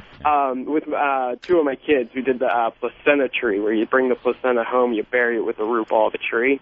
Why? So, I don't know. Something my wife came up with, I just went with it. But I come home at like 7 o'clock in the morning after being in a hospital all night. I've been scrubbed out in the front of my yard at like 7 o'clock in the morning with this pan with a big placenta in it. And I'm digging up this hole. All of a sudden, the neighborhood kids start walking to the bus stop, and they all stop, and this one kid's like, hey, his wife was pregnant. They're like, what are you burying? Blah, blah, blah. So they come over, and they're all checking it out and freaking out over the whole thing. And Wait, you had to bury the placenta under a tree? And right, well, before you plant the tree, dig a hole and like drop it in there, and then put a tree over it. Oh, like, so then as the tree grows, it's their tree it's or something, it's the right? child's tree, and Oh, you can that's tell them fair. when they're older. Do you know your placenta was under the roots of this tree, and Right. then he Was that why It the was tree the always wife, throws up? starts doing drugs. Why don't you just tell your wife no? I went with it. What am I going to do? She's Sir, like, why don't you I'm say this? pregnant, and she comes up with this thing she finds in the magazine, and I'm like, we could do that. I didn't know she was going to stick me to it. I didn't even think they'd let us take it out of the hospital. Why don't you just fucking throw it out and tell her, yeah, I planted it? You know, you can say no to your spouse. Yes. Yeah. Sometimes you could just say no. Back in the old days, the guy just paced around smoking in the waiting room and then handed out cigars when he heard the news. Now they got to be in there. They got to cut the cord. They got to fucking a push, baby. Oh, it's a wonderful moment. I am pushing you, motherfucker. Yeah. And then placenta. They got to bury it under a tree. Just have the kid hand out a cigar. Hey, it's a boy. Congratulations. Tip your fedora to the doctor. Push, push. Oh, no, the head's a little bigger than I'd hoped. Bah, bah. All right, I'm going to plant the placenta, and let's see if we can make an old switcheroo in the delivery room. Yeah. Let's go take what's in that bassinet home. How about we put the placenta in the crib and plant the kid under the tree? Great, the placenta's going to fertilize a hedge. You know, you put the placenta in, you have a dopey willow. Well, hey, we got number 3 on the way, so if you want, I'll send the placenta up airmail, and you can have a contest with it. Yeah, we'll smear it all over our faces and start laughing. We can put it in Twitchell's hand. There you go. All right, thanks, sir. Let's go to Tim. He wants to defend Alabama. Tim?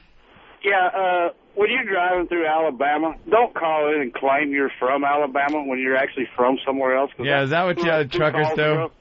He ain't from no damn Alabama. We ain't that goddamn stupid. Yeah, because to begin with, Alabama gets a bad name on this program. Not going to lie to you. Yep. And that guy didn't help your cause. Alabama. No, he did. Those jokes were horrific. Punching out. Thank you, Tim. A lot of people calling saying that Cruz joked about eating the placenta. Yes, it was a joke. On his primetime live interview. And guess what? Through the magic of radio, we got the audio.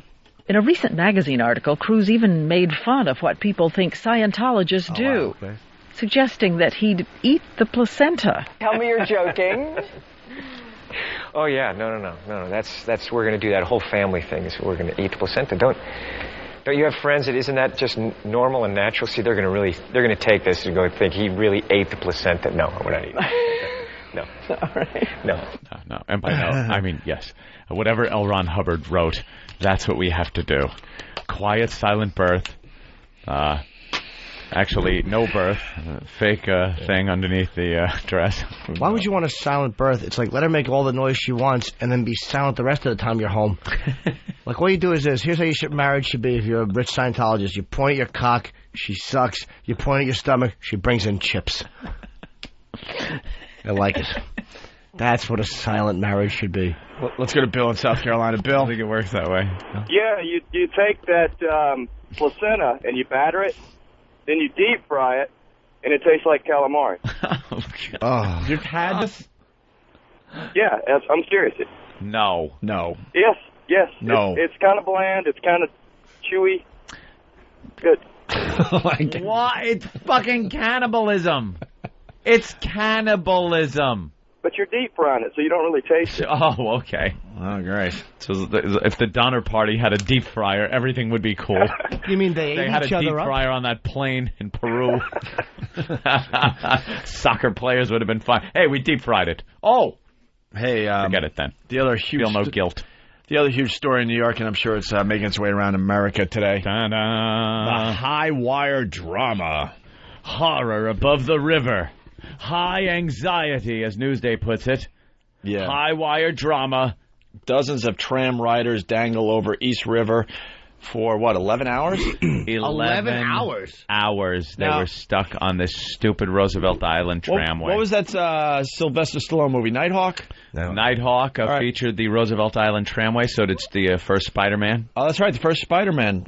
Okay, there you go. So for the rest of the country, that tram got stuck. And if you've ever been on the King Kong ride, I believe at Universal Studios years ago.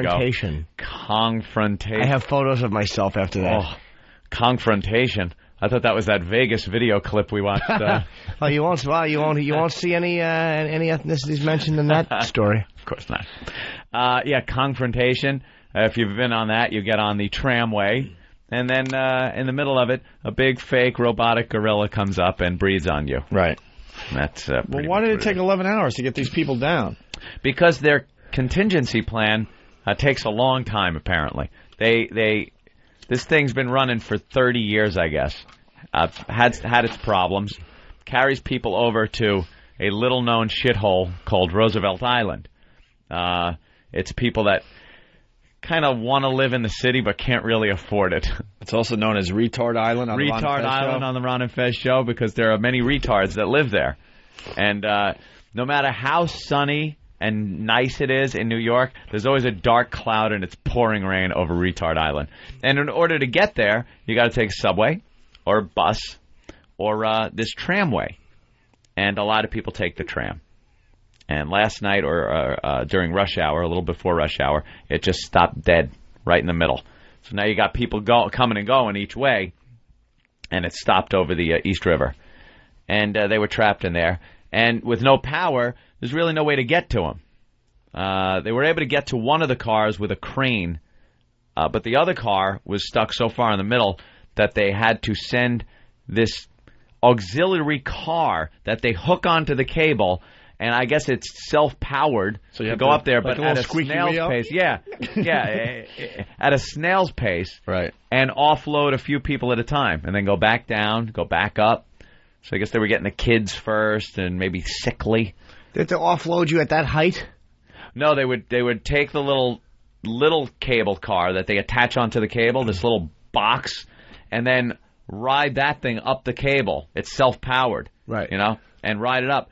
Offload them from the tram onto this other little thing. In the middle of that high up. Oh, at that high up, yeah. You know how horrified I would have been? Oh, terrifying. Yeah.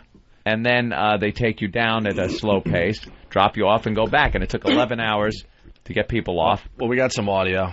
Because I know what you're going to get into. Oh, yeah. Listen to this audio. This has to be a nightmare. The rescue attempt is over, and everybody that was on both tram cars is off, and they're safe and sound. Now, this was a very unusual rescue because it involved the police officers from the NYPD's Emergency Service Unit using a basket on the cable going over to the tram that was headed towards Roosevelt Island, and then on the tram car that you're seeing right now from this live picture, what they did is they used construction cranes to try and get the passengers off. Now, in the Roosevelt Island tram car, the people were on that one for over 5 hours. The one here on the Manhattan side, they were in that for almost 11 hours before they got off.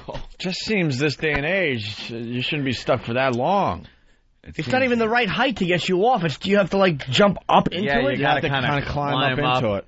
Into the thing. I'm sure they gave you some safety ropes and stuff. Oh, I'm sure the safety was... They gave you a little harness or something, but... well, here you go. Listen to this clip. Now, the cops took a little bit of a different twist with this. Not only were they concerned with actually physically getting the people off the cars, but what they were also worried about was some of the complaints that they were getting from people inside those tram cars. They've been in there for hours without food and water. There were a lot of children there, and what they were asking for was food, water, and diapers. Early on into this rescue, just as the cops and the firefighters and the Office of Emergency Management were strategizing about what they were going to do, they got food in duffel bags into the people, as well as baby formula and diapers, so that they could rest, so they could be a little bit more comfortable as they waited for the rescuers to get to them. Yeah, there were kids on the tram. I swear to you. Now, you know, if they're asking for diapers, it's because these little things shit themselves. So now you're stuck in this tram smelling like baby shit. Up to 11 hours. With crying babies that are hungry. And the thing is no bigger than this room. Dude, so it's it's a lot smaller than the room. Way smaller, so what, like 10 feet by 6 feet across, 7 feet across maybe? It's just not big enough. And I swear, again, I must bring up the last episode of MASH. I would have to suffocate. I would have to have the mother suffocate the baby because I could not be in that kind of closed quarters with a screaming child like that. Any adults have to piss and shit in a corner? Yeah, what do you do? Do you just all agree? Hold it for 11 hours, or you piss out the side? You piss out the window, No, but I mean the shit. You got to take a dump. You take a dump out the side. No. Yeah, actually, no one's somebody. taking a dump you out go. the You go. side. Hold on to my arms. I got to take a dump. 200 feet in the air.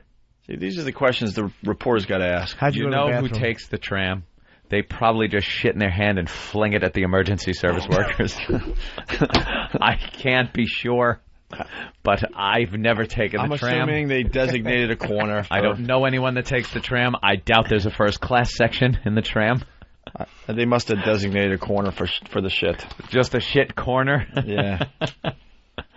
More what audio. a nightmare. At what we're looking at right now, the tram car has moved from the position that it was in a little bit earlier, where it had been stuck all night long since about 5:15 yesterday afternoon, and it is starting to make its descent now back into the docking station here on Manhattan's east side, right off of 2nd Avenue. So it's coming in very, very slowly. Obviously, they've gotten some kind of electricity or power situation going again. That had been a very big problem. It was a power outage that caused the tram to stop, come to a standstill yesterday in the first place, and then their emergency backup generator also failed. So now what you're looking at is that tram car that had been stuck over Manhattan, making a slow descent back over here to the station. What a nightmare. How can you not get power to it? I don't know. They just completely blew out the power, and then their auxiliary generator went, and they were done, I guess. And then they decided that they need some kind of full investigation, so now it's just shut down. And by the way, this will never happen again. Why? Well, you got to wait for a tragedy. Well, this wasn't a tragedy. No one died. But you got to wait for something like this to happen, and then they fix stuff. I guarantee they knew there were problems. There was problems, and this could be an issue someday. But they didn't want to they only upgrade and make things better after a tragedy. You ever notice that? Yeah. Just in general, it's like, oh, okay, now we got to fix the tram. Is this guy calling me out, Pappy in Jersey? What is that? Hey, Pappy. Ugh, it's Pepski. Hey, Pappy. Guys, how's it going? What's up, man? I swear, when I hear that phone click and I'm on the air, I get a stomach ache. Yeah, it's a little Dying nerve-wracking. here. I'm wondering how you drive a bus to Roosevelt Island, Professor Anthony. Isn't there a one bridge? I used to drive there all the time. There is a bridge, but you have to go to Long Island first. Really? To Queens, yeah. You have to go over the Queensboro Bridge. 59th Street Bridge. No. Yes, I used to do it. 59th Street Bridge. Yes, it's Queensboro Bridge. And you go over that, and there's like a lower and an upper. There's two ways to get off the 59th Street Bridge. One of them takes you on to 21st Street. I forget the exact road, but you through Queens. It's you got to go through. You can't get from Manhattan over the Verrazano. there. Yes, you can.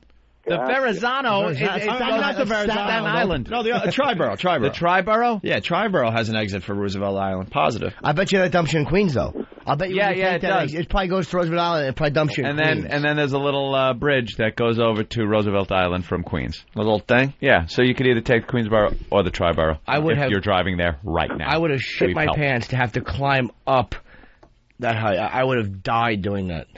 I'd have lost it just being in there that long with that many children, little screaming babies. You know what that does on a plane? And they talk about they try to make it more dangerous and harrowing than it really is. It's a tram. It loses power. It's not like an airplane where it's going to drop out of the sky. It's hanging from a cable. It's inconvenient. It stinks. I sure wouldn't want to be in there. But it's not like, the cable's going to snap. You need Spidey. Just a pain in the ass, though, to be waiting that long. We got some kids talking about one kid's testimony. A lot of people cheered us up when we were up there. They were making us laugh. They were dancing a little bit. They were nice people, and sometimes you can find great people in New York. Sometimes you can. Yes, you can. All right, you got stuck on the tram. All right, it's not exactly like fucking being in the towering inferno or, you know, come on, it stinks, but shut your face. It's happened before. You know, it's happened. Someone's saying I'm wrong about the Triborough, then I'm wrong. I went there once, and I thought I went over the Triborough. That's all I know. Oh. Very important. Opie is geographically challenged. Geographically challenged. Tony.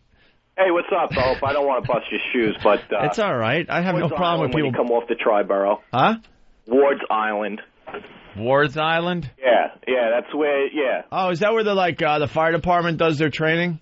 Exactly. Okay, then... There, and you got the park there that they do all of the Cirque du Soleil and all that crap. I thought it was the same piece of land. What an idiot I am. Roosevelt Island's between Queens and Manhattan, and they got Goldwater Hospital, which is for all the old people there. Yeah, watch that movie. Goddamn, what the hell was the name of it? With the girl in the water tank. What? Dark Waters? Dark Waters, I think it's called. Yeah, and it's on location, the whole thing on Roosevelt Island. It is one of the most depressing atmosphere movies. You remember Seven?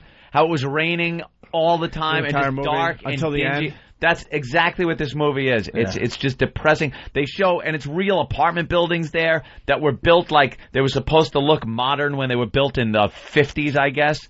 And it's just an awful place. I don't understand who lives there or why Fez lives there. Look, that's how they did it, Jimmy. Oh, I'm sorry. The other thing is to get to Roosevelt Island, you go in Astoria off of 36th Street, and then there's a bridge that takes you over. I apologize. Ward Island, yeah. Brother Weeze came down to broadcast live after 9/11, and there was a big presentation for the fire department, and I went there to check it out, and it's an amazing place, Ward Island. Island? Well, that's where they train the fire department. Right. Oh, it's a huge facility there. And stupid me, I thought it was part of Roosevelt Island. I had no idea until right now. They have such a great history of these islands. Like, they try to make something of them now. But years ago, any of these little islands off of Manhattan Island were just for wayward, diseased people. Like, they would just ship them off to these islands to rot away, like Leperville. They would just send sickly people there. They also have a criminally insane, whatchamacallit, like a Pilgrim State over there. Oh, really? Yeah, in that place... when you're coming over to Triborough, let's say you're going into Manhattan, and you make the turn going in towards the toll booth. On your left-hand side, you see that big building that's brown?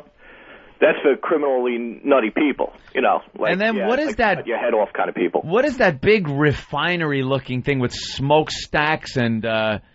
there's something there that you shouldn't live within, like...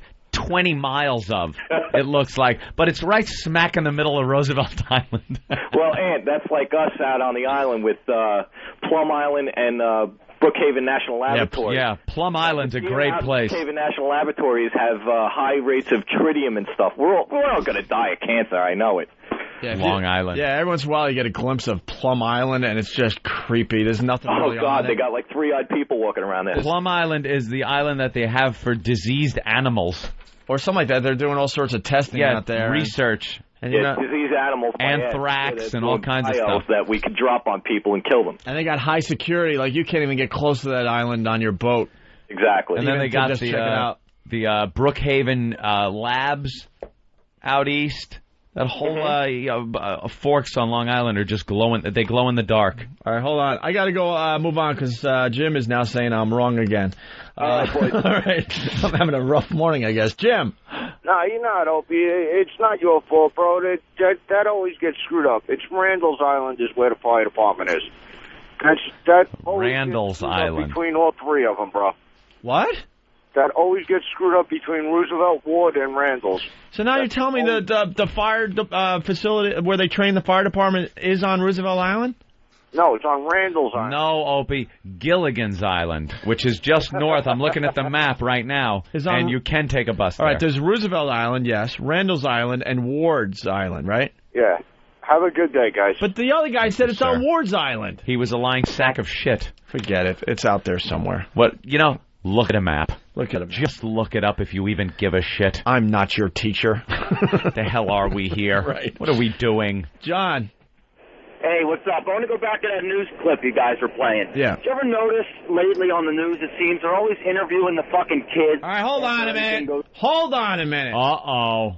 Opie is pissed. Ward's Island and Randall's Island are two different islands, but they're the same island. Right. Someone explain that to me. Well, they have, like, different names, but it's the same island. It's like the Dominican Republic and Haiti. So how am I wrong? And by that, I mean exactly. How the fuck am I wrong if I'm looking at a map and it's one island, but part of it's called Randall's Island and the other part's called Ward's Island? You're right. I'm looking at that right there. And this island is very small. It's not like a... No! An island should have one name! Right. Manhattan. Yes. So how am I wrong? Long. Why? Now we have to find out why part of it's called Ward's Island and why part is called Randall's Island. I actually do know the... Shut up, Jimmy. I do know the answer to that, actually. There was a man named Randall. Teddy Randall and Frank Ward. Frank Ward. And they had an argument. They had an argument and settled it in sitcom style, where they just made a line down the middle of the island. That's right. And one person was mad because the bathroom facility was on one side, but Ward could cook on his side. It was originally called Nesman Tarlick. Oscar Felix was another one, and I believe the Brady Kid Island. All right. Oh, no, that would be Father Girls. I protest my wrongness. Okay. I gotta agree with you there, Opie. All right. Randall's and Ward, same island. Let's go to John. John? Yeah, Hey, John. I was just going back to that news clip. Do you ever notice whenever anything goes down these days, they're always interviewing the fucking kids, like they have anything significant to fucking say. They should be fucking seen and not heard. Good point. Oh, and hit every so often. Here's how every interview should go. How about this? You be the let's see, who should you? You be the reporter. All right. And this is what it should sound like. And you see the kid, and you go, "What happened?" Hey, Sonny, what happened? Well,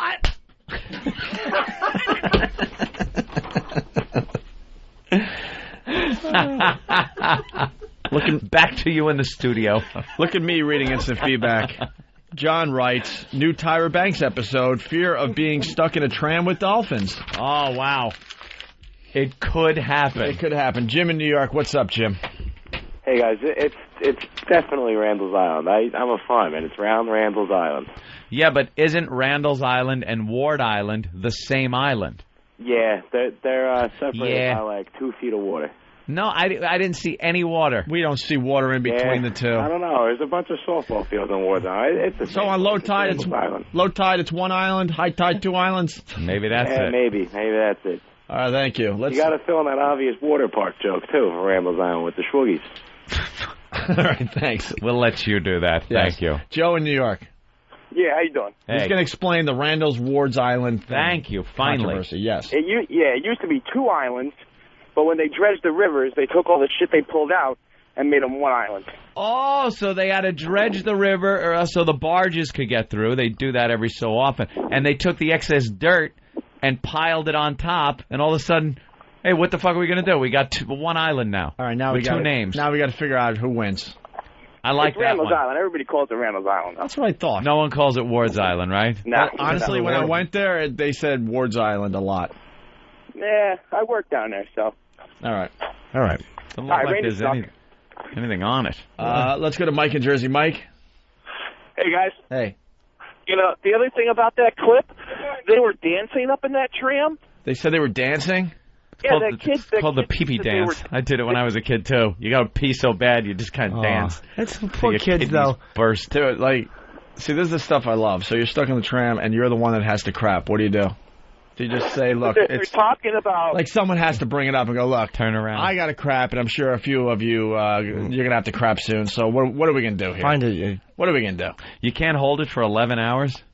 Not if you just had a coffee and a bagel. You know, you're on your way home. Unless you're the guy, that got on that tram going, oh, my God, I got to get home and take a dump. The second he gets on, like it's poking out, and he goes, it's a 5-minute tram ride. Yeah. I can make it. And 11 hours he's stuck with a dump in him. Do you crap in your pants and hope no one notices? No. What do you do? That you could do. Maybe that's why they sent the diapers. Maybe a kid didn't crap. Some guy crapped his pants and goes, hey, lady, your kid, I'm smelling shit. When you're doing that and your legs step in, you're like,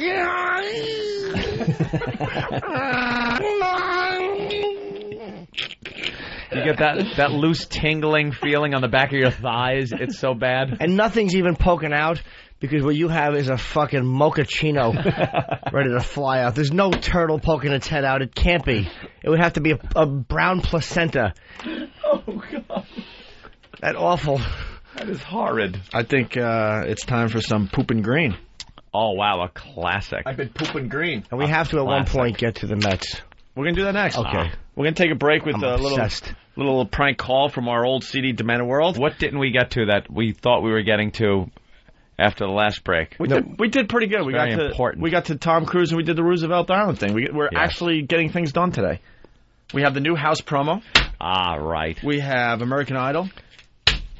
With a great load joke from Kelly Pickler, by the way. Did you pick up on that? Yes, I did. All right. Also, no. Also, the Metropolitans. The Mets with their brand new theme song, yes? Yes, the Metropolitans. They're not the Mets. They're the Metropolitans. The Metropolitans. Minnesota man busted for jacking it. Worst stutterer ever. And Lady Di, homeless cribs. Yes, that's what I wanted to get to. But first this. Hello? Hi, this is Harry. I was in your restaurant the other day. I got some takeout. Yes. And ever since, I've been pooping green. What? I've been pooping green. You can poop in green? Green poopies? Yes. Lots and lots of green poopies, and I went to a doctor, and he told me to go back 48 hours to see what I ate. And the only thing I could think of is the takeout from your restaurant. When is that? I got takeout Sunday afternoon. Oh. Sunday afternoon. And ever since, I've been pooping green. What did you order, sir? Beef and broccoli. Beef and broccoli. And I've been pooping green ever since. Have you ever dry heaved from your butt before? No. Oh, my God. After all the green poop he left, I was still getting the squirts, but nothing was coming out. Oh. I think after all these couple of days, you are the only one complaining. Let me know about this thing. Well, the doctor suggested I come down with some of the green poopy, and maybe you could identify it. We could throw it in a strainer, and maybe if you could identify the broccoli, things will be okay. It's okay. If you can come down with it. Have you ever pooped green? No.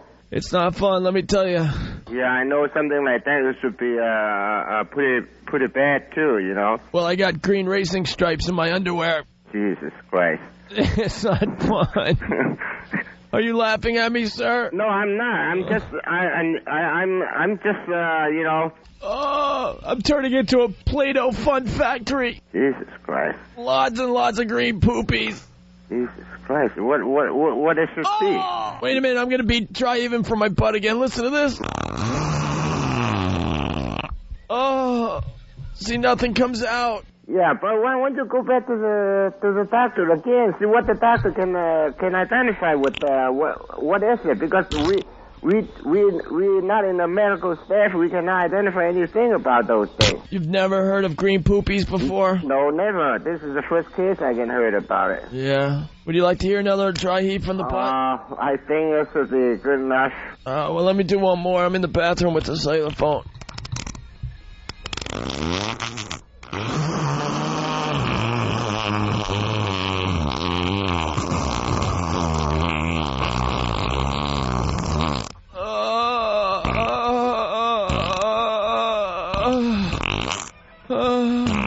Oh, did you hear that? Yes, I hear you.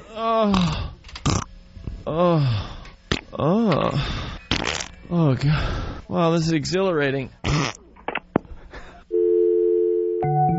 I was walking down the street, and some construction guy was shouting at me, "Hey, show me your cans!" So I did.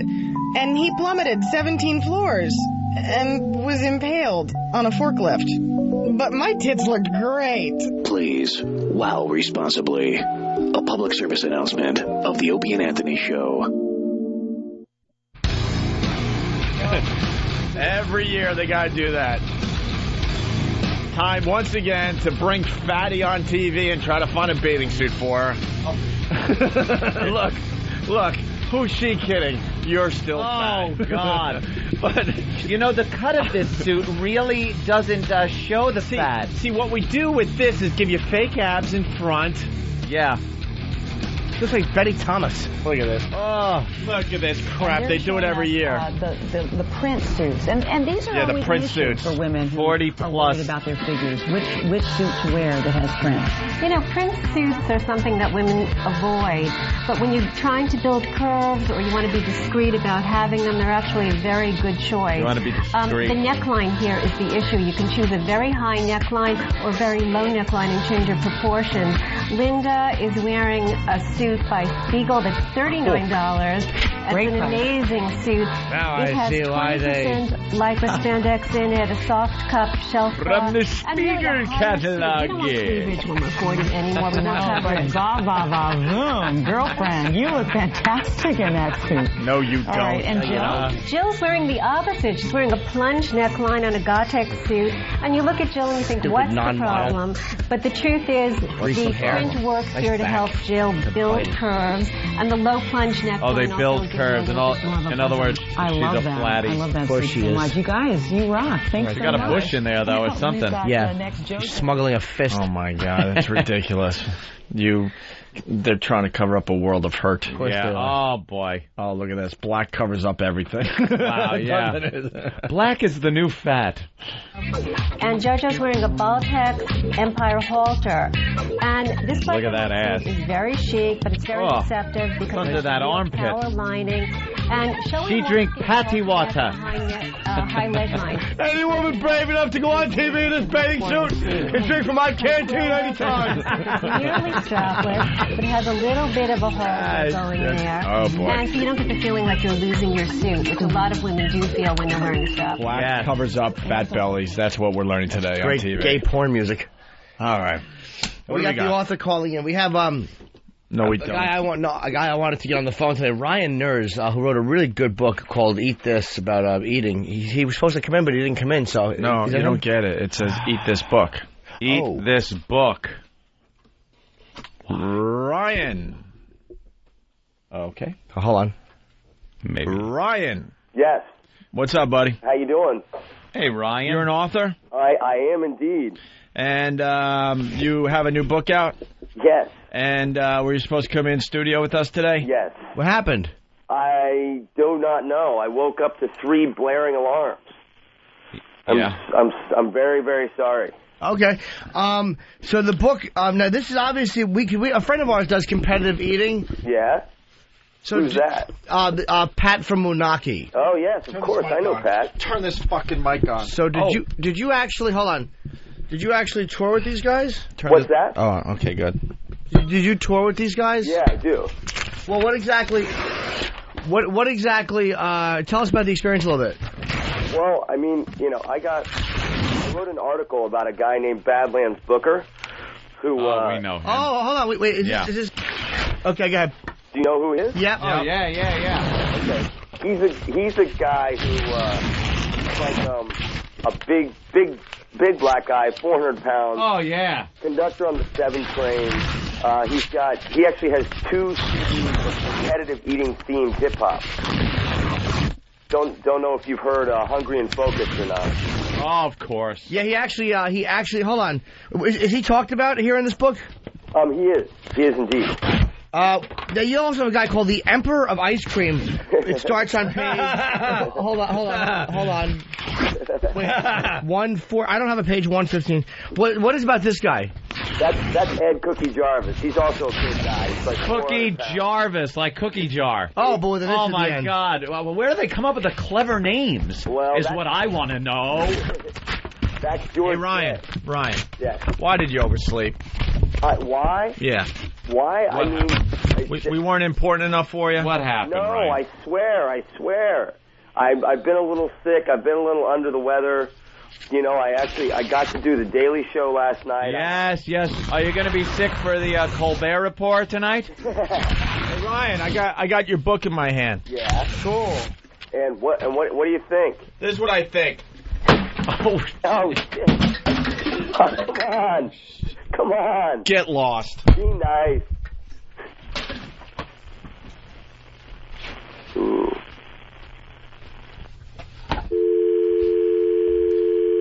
You That's what we do now. I think that you could have done that without splashing milk all over me. Yeah, who knew there was milk in the garbage? Oh, Jesus. Can someone clean this up? Club soda. Gets out stains. All right. Why is it ringing? I don't know. It goes to the operator or whatever it does. That guy. Right. Jimmy, I'm really sorry. No, I know. I had no idea there was milk in there.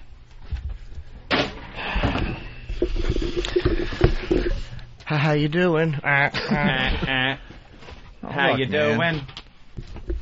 You don't oversleep. Yeah. Oversleep. He's not oversleeping for the Daily Show or all the other fine programs out there. He said he woke up to 3 blaring alarms. Yeah, that's called get up. Then why didn't you call in immediately? Yeah.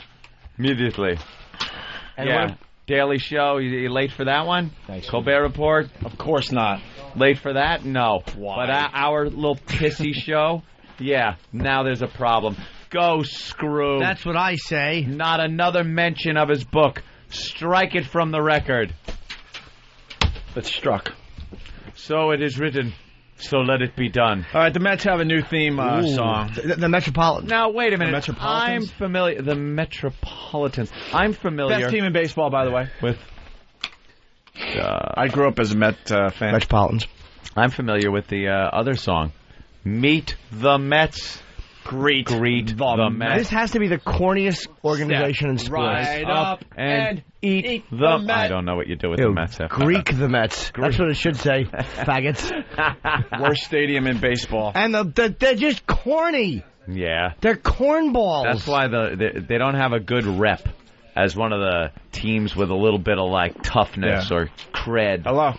Hello? Yeah. What happened? What happened there? What do you mean?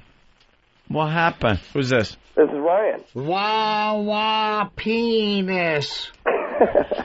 Wah, wah, penis.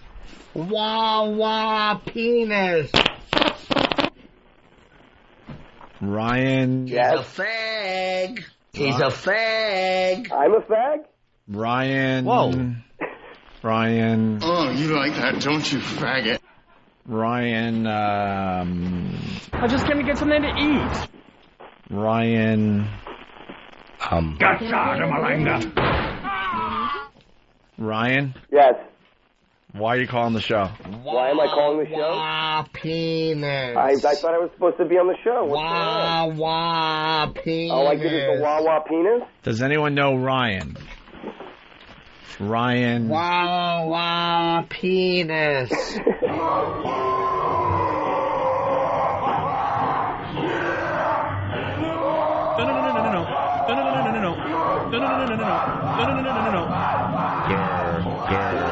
This is what I'd rather do than read your stupid book. All right. He stinks, and I don't like him. Hey, guys. He stinks, and I don't like him. He stinks, and I don't like him. He stinks, and I don't like him. He stinks, and I don't like him. He stinks, Hey, guys. He stinks, and I don't like him. He stinks, and I don't like him. He stinks, and I don't like him. Goodbye, Ryan. Oh, screw. Ass. Go take a walk. A long walk. Off a short pier. Right. Hey, someone call Ryan back. Obviously, we were kidding, and we should get a nice interview in with him. Could we get Ryan back on the phone? Yeah, we just let him know that this is what we do. And we're just joking. Yeah, that we're just joking around. And some of the listeners might want to call in. The book. Hello. Hey, guys. Ryan? Yeah, how you doing? Yeah. We were just messing around. It's the Opie Anthony program. We're just How you fucking doing? around with you, man. Huh? You just playing around? We're just fucking around with you. We don't give a shit you were late. We don't give a shit that you didn't call. If we could sleep in late, we would too, my friend. That's right. Believe me. We want to know a little bit about you, a little bit about the book, and this eating thing, because we know Pat from Moonachie, good friend of ours, good friend of the show. He was in the Nathan's hot dog eating contest. He's done the other thing, what is the thing, the balls, salty balls or something? Or yeah, there's a salty ball eating the potato contest, things, and then there's all kinds of things that I didn't even know of, like a bratwurst. Yeah. All kinds of eating competitions going on, and you're apparently part of this? I am. I'm an MC. I announce contests. So you announce? Do you actually participate in the eating portion of this, or you just announce it? Well, I did eat once against Kobayashi. I gotta go deliver a line. All right. So you've participated in a few? Yeah, I've done a few just for research, trying to figure out what it feels like, and it doesn't feel good.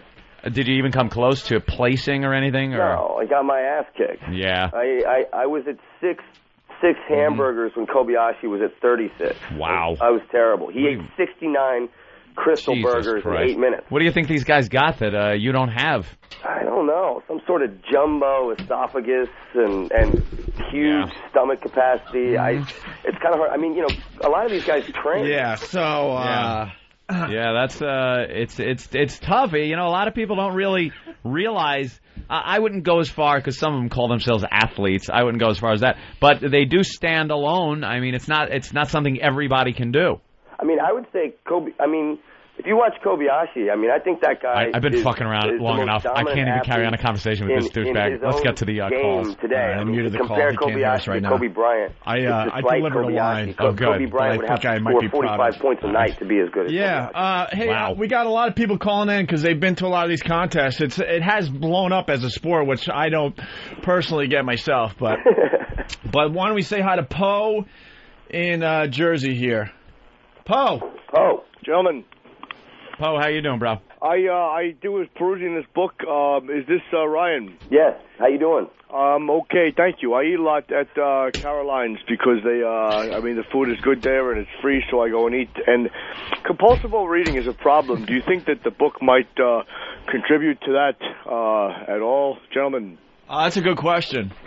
You said what eating is a problem? Compulsive eating. It's actually a very good question. I bet you got some detractors. Yeah, there's definitely some people who are concerned. Ramone! Books about food should be written by Karen Carpenter. Ramone! What's the record for cock-sucking? Ramone! Staple my stomach! Ramone! I'd rather read an AZT label! Ramone! Ryan should oversleep because he's dead! Oh my God! My Lord! All right. Obviously, the call screener is screwing up on that one. That was not the person we thought it was. Thought it was Poe. Yeah, what happened to Poe? I don't know, because he actually asked a very Poe-like question about the food at Caroline's, which kind of threw us. Yeah, who saw that coming? Something about except everybody. Cock-sucking is what I heard. Yeah. That guy occasionally gets through. Yeah, and too bad, huh? When we're trying to get serious questions only through to the guests. I actually don't know what the record for cock-sucking is. I don't know if that's in the... Are you trying to make a joke out of a joke? What's that? Nothing. I just didn't get where you were going with that. No. Like, how could you go anywhere with that? No. It is what it is. Well. Thank you. Any more, Well, I'm scared to go to the phones now. I know. Yeah. Just want to make sure. They have blown up, actually. Let's see. Let's say hi to, I don't even know who's on line 6. Hello? Yeah, I just wanted to ask, what do you think of Kobayashi's sister? Isn't she a big-time eater? Oh, there you go. Oh, that's a good question. Is that true, Ryan? Kobayashi doesn't have a sister, but it's a good question. Oh, really? Yeah. Well, there is an Asian girl that does really well in the competitive eating Sonia contest. Thomas, the Black Widow. Yeah, what's she about? She's kind of an enigma. I mean, she ate 65 hard-boiled eggs in 6 minutes and 46 seconds. Wow. She ate 11 pounds of cheesecake in 9 minutes. Mm-hmm. She ate 552 oysters in 10 minutes. Wow. She's a different breed. I don't understand her. I don't understand exactly why she's doing it, but she's a 100-pound woman who eats like a 400-pound man. Yeah, let's take one more call here. Steve from Yellowstone. Steve, what's up today? Hello, Ryan? Yeah. Hey, what do you think it is that makes people able to eat like this? Because I can go out and I can only eat a little bit because I had to have my stomach stapled. What makes people able to eat so much? Well, I think one thing is that they have. Ramone! Ryan should dip my cock in water and shove it down his throat. Ramone! Ramone! Rumpelstiltskin sleeps less than this cocksucker! Ramone! It's funny when fat people die! Ramone! Kobayashi should eat bullets!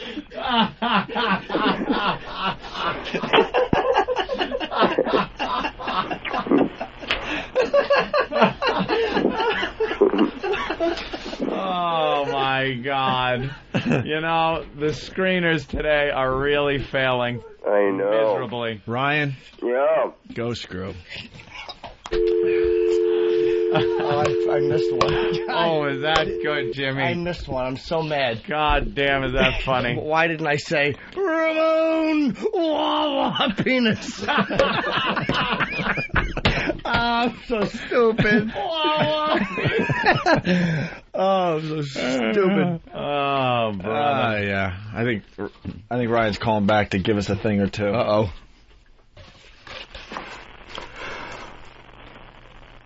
XM Satellite Radio. Yes?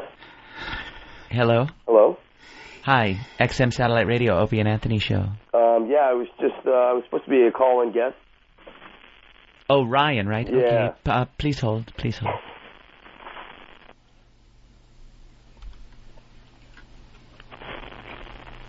Hello, XM. Yeah, hello? Yes. I was supposed to be a call-in guest on the Opie and Anthony Show. Well, why did they transfer you to me? I don't know. All right, hold on a minute.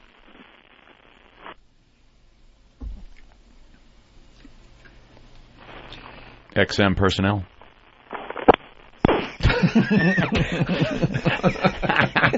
Douchebag. Fuck him. That's right. Get a Bose alarm. Fucking idiot.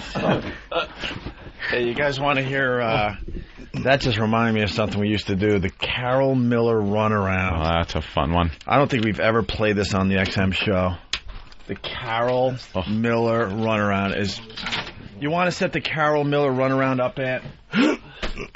Oh, well, somebody called. God, it was so long ago. What was the guy's deal that called? Did he hate us? It was a chick. It was a chick. See, I really know what's going on with this call. Okay, Opie, I'll set it up. I have no clue what this call's about. I haven't heard it in years. When we came to New York, we worked at NEW, a rock station, and we started talking a lot. And the old school listeners hated us with a passion. And we had to kind of like, what was the term they used? Purge. They wanted us to purge the station. Yes. And then all the new listeners would come in, but we still had to deal with some of the old listeners. And they were into the old jocks, like this one old broad named Carol Miller. And this lady called up and wanted to talk to Carol Miller, but she called during our radio show. Right. And this is what happened.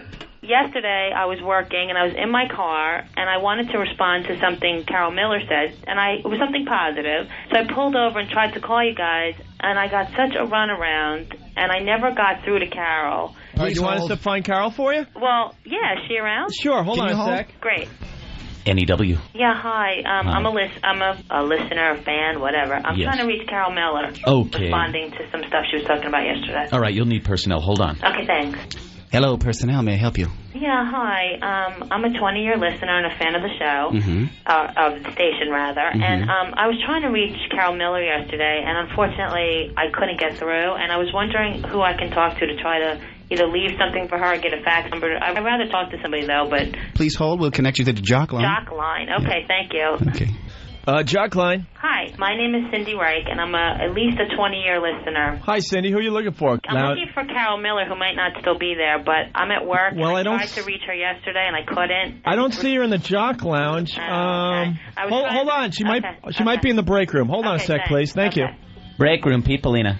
Hi. Hi. They were trying to connect to Carol Miller if she was in there. Oh, I just saw her go by. I think she went to our office. Hold on. Okay, thank you. Hello, Carol Miller's office. May I help you? Yeah, hi. They're trying to connect to Carol Miller. Carol Miller. And who's this calling? It's a 20-year fan of the station who needs to respond to something she was talking about yesterday. Well, I'm sure she'd love to hear from you. The thing, she's on her way out. Let me see if I can connect you to the garage. If not, I'll leave a message. She can contact me or maybe Let me try to connect you to the garage. She might be in her car. Hold on. Thank you. Yeah, garage. Hi, they're trying to get Carol Miller so I can respond to her. I'm a 20-year fan. I'm just trying to leave her a message in person if I can.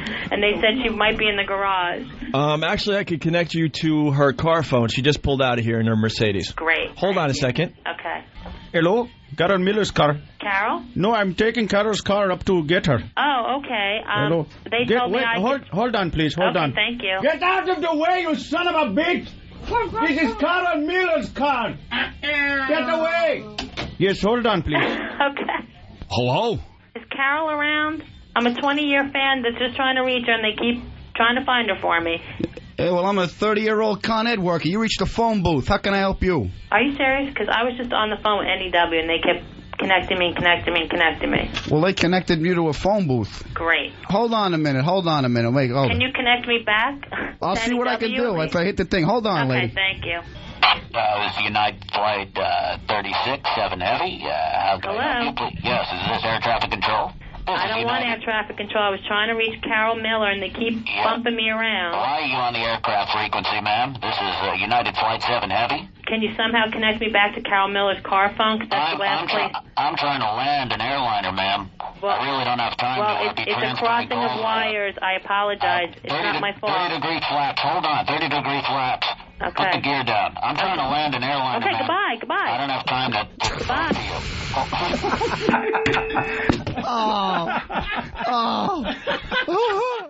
Now, we all know that Opie and Anthony Wow stickers are your tickets to seeing some beautiful bosoms. Well, yeah. Did you know that Wow stickers have many other uses? I built my entire house out of Wow stickers and 2x4s. Solid as a rock. Oh, crap. I'm not insured. Get your official Opie and Anthony Wow stickers at opieandanthony.com.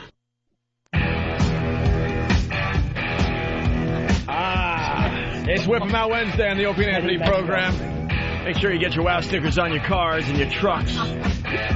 Or write Wow on the back of your truck. Why is that funny? That's a sign for the ladies to flash you as you're driving about. Hence, Whip 'em Out Wednesday. OpieandAnthony.com has your info on getting stickers and all that, okay? Yeah. Little Jimmy Norton, what do you got? I got to mention Hawk here, who I love. Who doesn't? This dumb Eric. Nobby and AC the 13th with the tail, and I might unplug it because I think we have like 80 tickets left and we're sold. Ooh, congratulations, Jimmy. Thank you. It's a good one. And Dave. So Eric goes, hey, dude, if I can get tickets to your show in Atlantic City, I'll come down. Why don't you just shut your face and say, hey, Jim, I'd like to go see the show. You know me well enough. Yeah. Why don't you We're friends. do that? So you didn't like the presentation of he's trying to you think I don't know what he's finagle? Gee, those cookies look good. Yeah.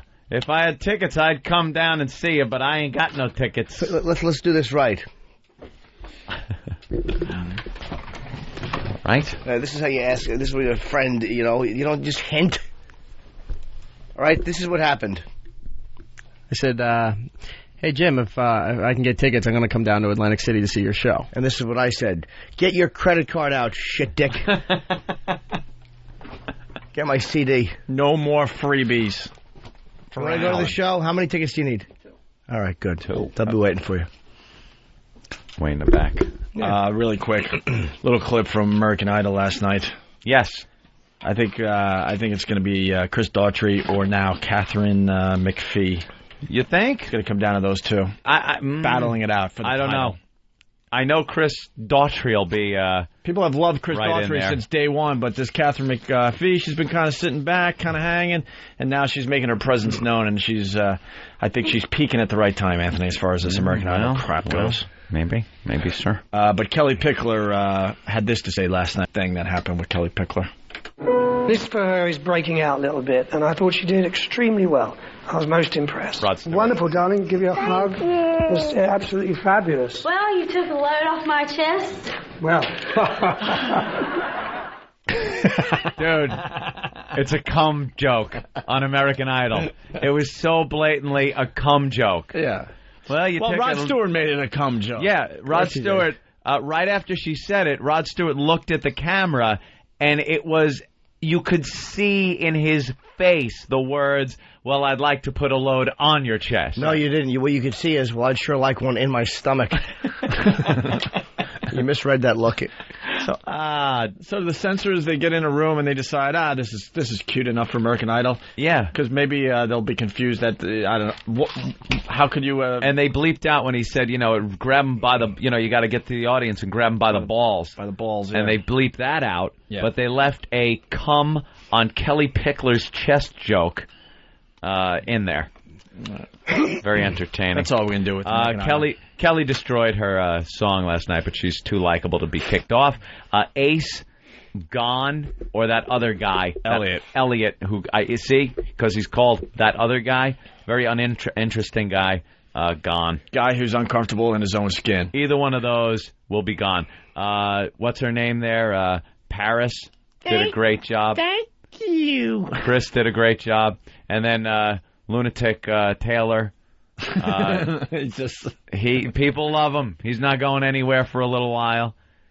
The rest of them, they'll all, one after another, week after week, they'll be knocked off. But who's it going to come down to? The final two? Final two. Final two. Chris is definitely in. Definitely, yes. And then it's between Paris and the other the chick, the white chick, Catherine McPhee. Yeah, McPhee. But I think Paris will edge her out. Paris is a better singer, and she's got that kind of old 40s style thing that people seem to like. She's got the Billie Holiday. Yeah, she's got a little Billie Holiday in her. She's a black girl. Yeah. Yes, she's a fine singer. Yes. Cool. Here's the latest House promo.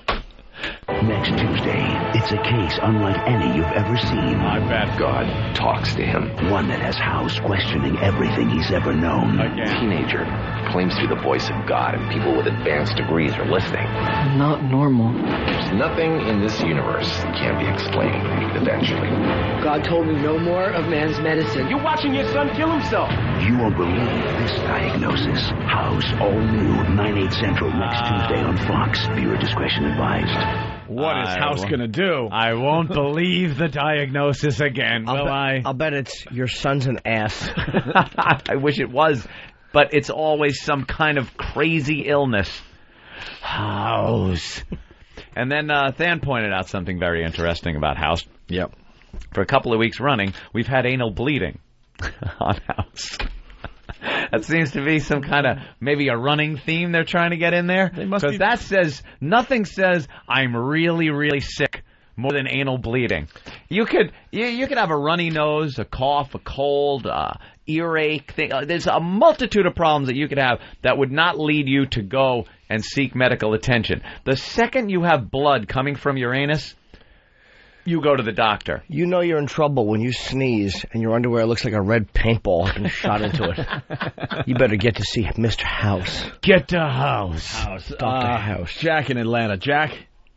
I could not believe last night a colonoscopy on Fox at 9 o'clock with the words, "Relax your anus, ma'am. Relax your anus." All I could think Why don't we have that clip for our show? We got that clip, Than? Got to get it. Sure. Sure. Well, Than watched the show. Yeah, Than loves He actually watched it last night. the House. Did you enjoy House? Shut up, sir. We're talking to Than now. You're done. Thank you. Well, by the way, a lot of controversy when we talk about House. A lot of people are like, I like House. Dude, I got to defend House. I got to defend House. I'm not saying House is a bad show. Get that straight. It's just not a show for me. And the promos every week, I don't care how big a fan you are, they all look the same. Well, I'm saying House is a bad show, and if you watch it, you're a faggot. Oof. Well, that's what I say. So last night, there was I watched the first 30 seconds. It's one of those shows you just want to see how it. So you had to see how it panned out. Yeah, and the victim was a lesbian. Because they're hip, and yes, she had rectal bleeding. She had to have a colonoscopy without any sort of anesthesia. Now that's how they house it up. Yeah. Normally, you'd be shot full of Valium, I guess, and they'd shove a pipe up there and see why you're anally bleeding. But on this episode of House, without any anesthesia, House shoves a big pipe up a chick's ass. And could you find a woman with a tighter ass than a lesbian? Couldn't it have been a gay guy where they just throw a periscope in? He doesn't even notice. Still on the phone the talking. Whole submarine. because House is still talking at the doctor's office. I'll be home soon. Yeah, he's typing, IMing. Nothing I haven't had before, honey.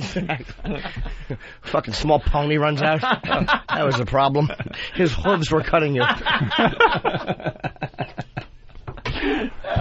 Starting to be a big fan of exaggerated humor, by the way. It is silly. Of course, it's huge. Too big to make sense. I said small pony, like a horse would have been unbelievable. Right, but so a I kept small it to pony, you know. is realistic. You got to keep it realistic, sure. All right. So anal bleeding, a colonoscopy, no anesthesia. Why? Why would House decide it is better to not anesthetize somebody getting a pipe? Because they found out that she was, although she'd been up for 10 days straight, she was sneaking these 10-second or 30-second naps where she was actually entering stage 1 sleep.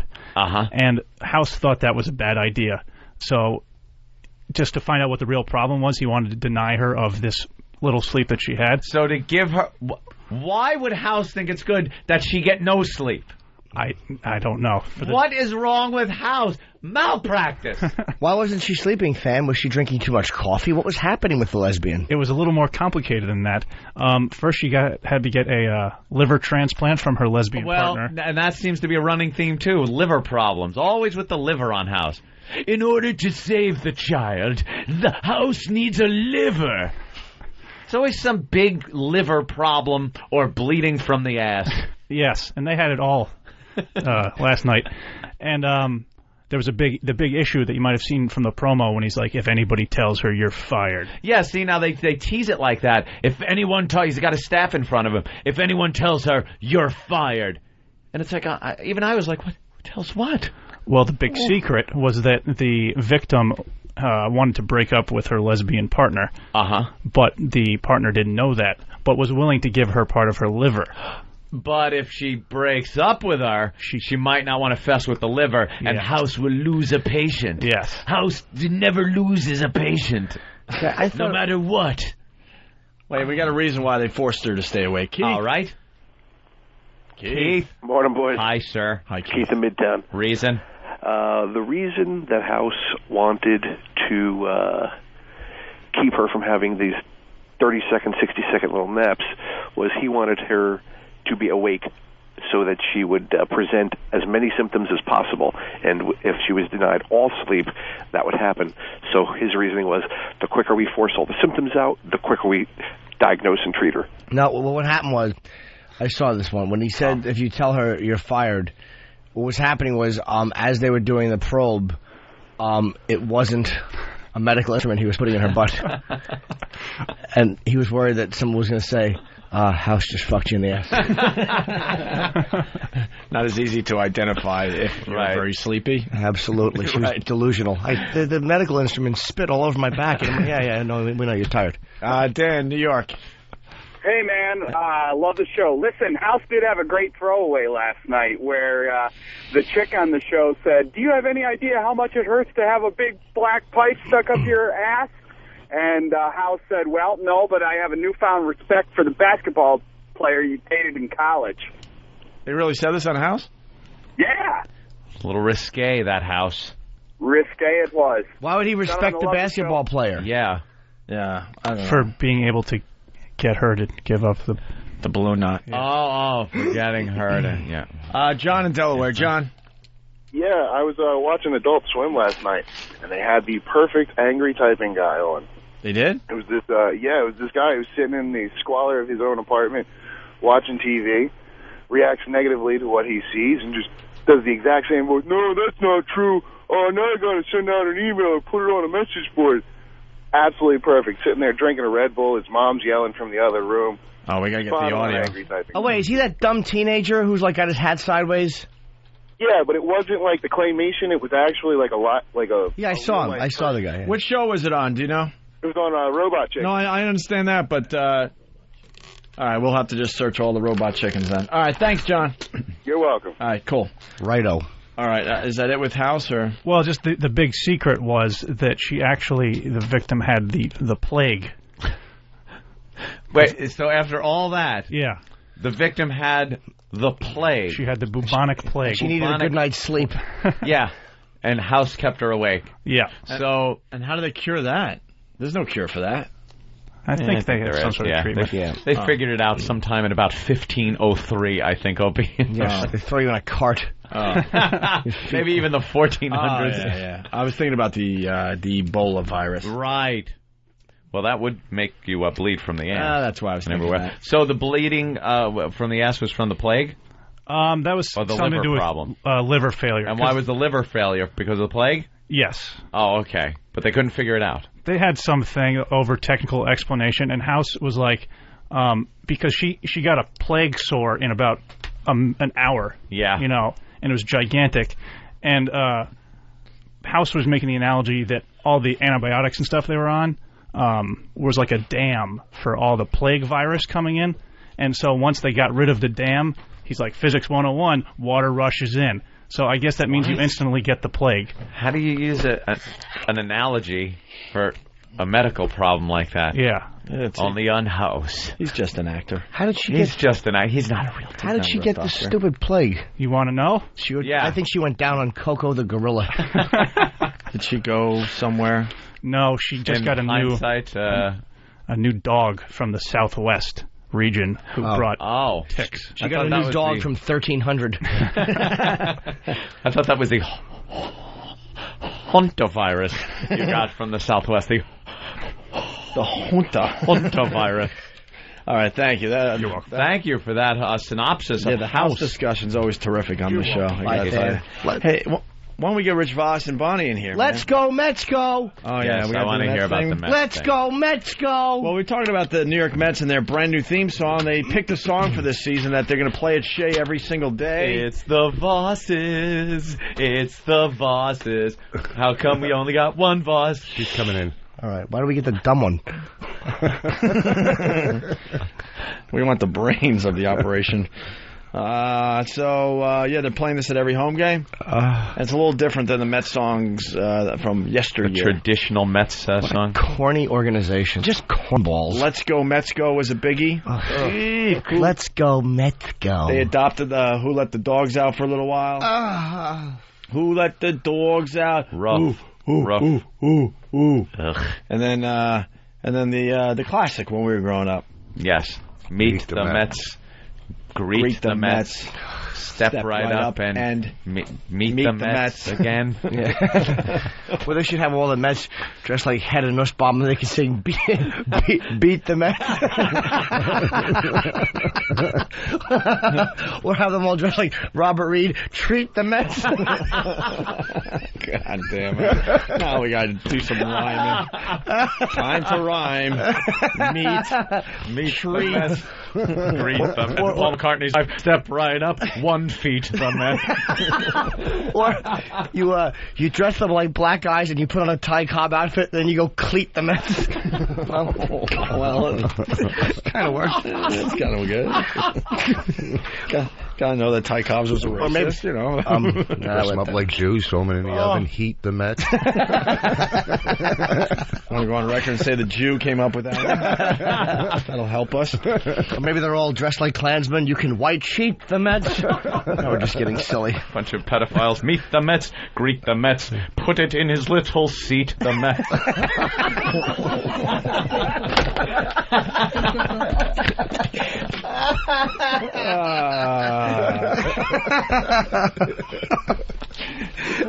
Anthony and Yonkers. Anthony. The song ain't so corny after all.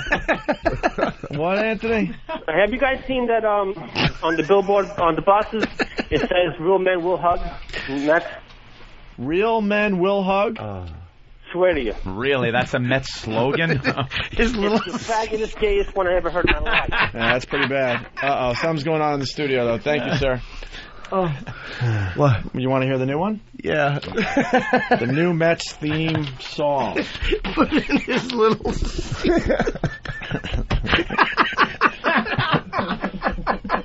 And everyone wants me to defend the Mets. I don't feel like it today. This is too good.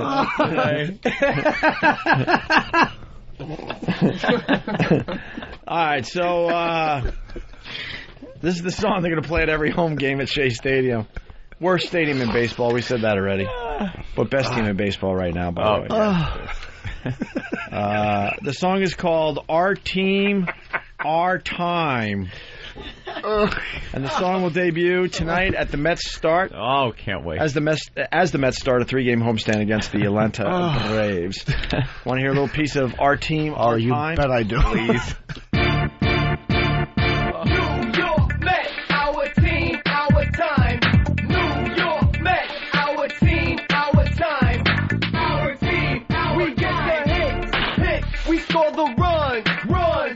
You down, we're number one. I'm afraid. How are you going to get the white people to come to the stadium? Yeah. You looked at Mets fans, they're all like...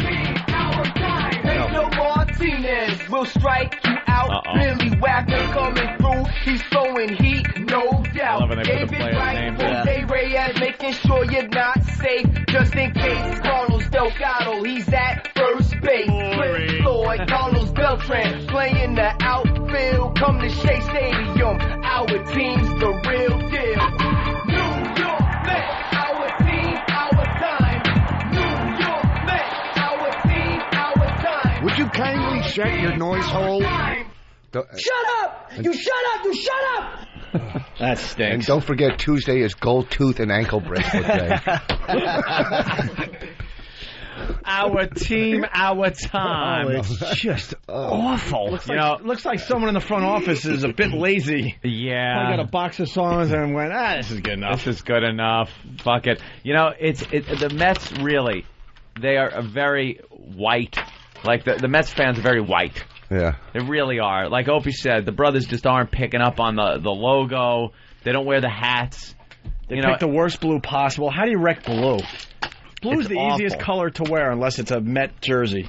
They're trying to be, New York, but they're really out on Long Island. Stop it. Terrible. Queens, but stop. If my kid sang that song, I would beat him with a bat. That's what I would do with him. You should. It's a horrid, horrid song. New York, really trying to urban it up. Yeah. You're the Mets theme song should be, we're faggots. Repeat. Calm down, how you doing? That's awful. It's awful. How you doing? But that wasn't an official Yankees song. How you doing? Those guys. Yankees. Da-da-da-da-da-da-da. Right. Yankees. The Yankees are consistent, at least. They don't try to change their image constantly. The Mets are trying to change their image. How you doing? Yeah. Ugh.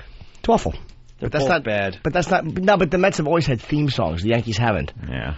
The Mets. How can they have a song? Basketball teams or football teams don't have songs, do they? It's all about the songs. Duke does. See, this is what's going on. Suck it or lose a tooth, bitch.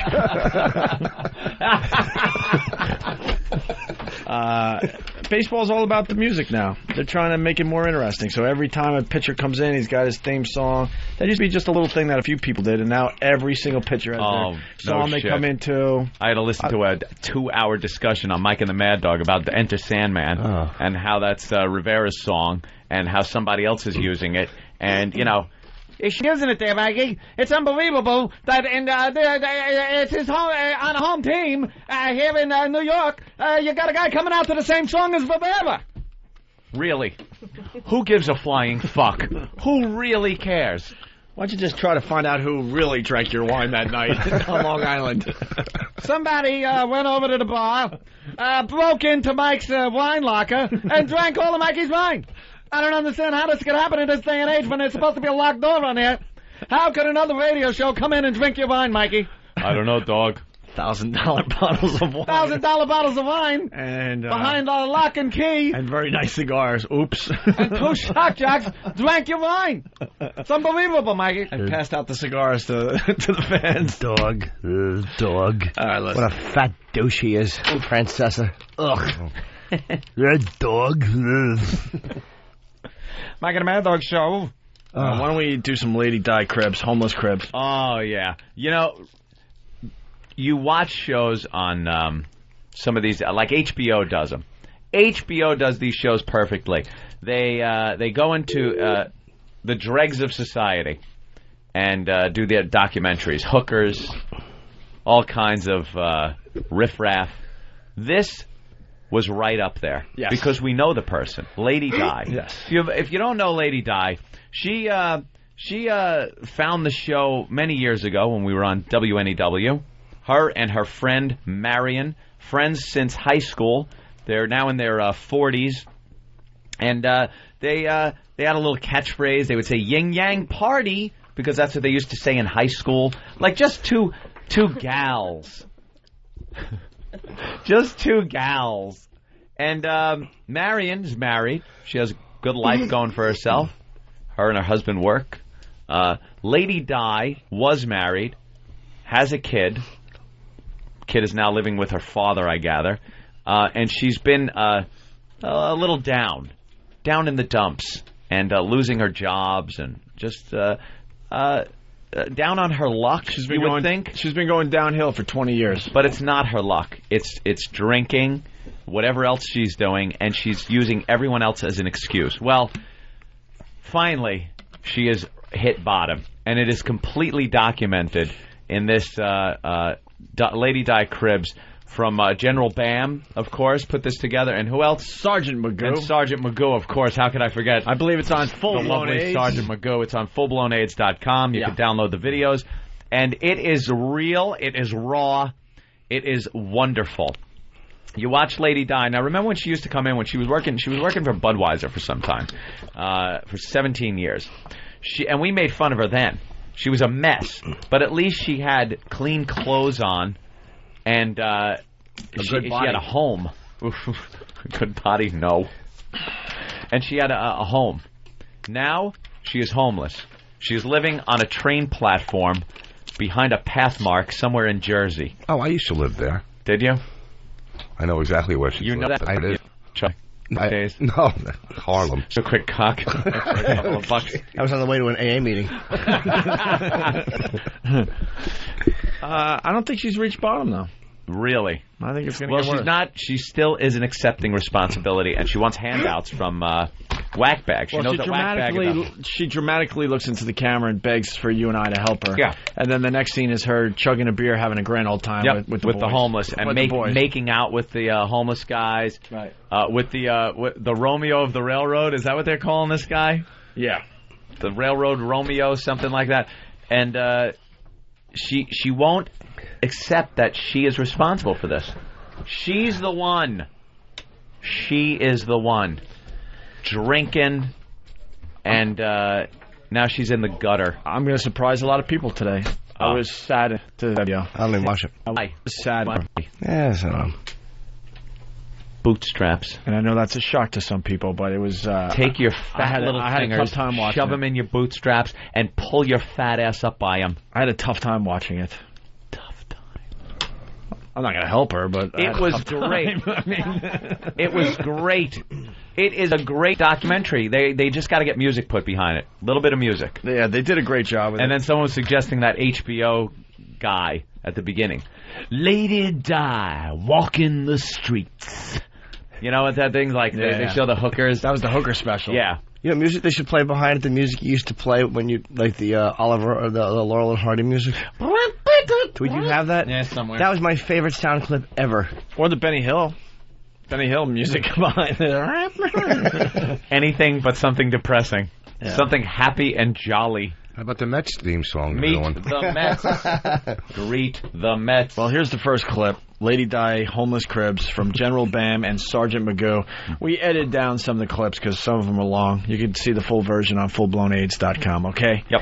Here's, I guess they're interviewing one of the homeless before Lady Di showed up. Yep. They lucked out. They went to where Lady Di supposedly, lives and stuff. She wasn't around, and all of a sudden she showed up. But first, it's an interview with one of her homeless friends. I've known Lady Di for over 20 years. At this time, she has drinking problems. She's an alcoholic at this time. And how long has Lady Di been here for? Approximately a month and a half. Her living conditions, as you can see, are deplorable. It's very sad and very deplorable. Thank God they're not deplorable. She had a child by one man who jumped in front of a train and killed himself. I'm a friend of Lady Di. I'm a friend of Lady Di. Deplorable meaning more than one. Right. There are two rails on the train tracks.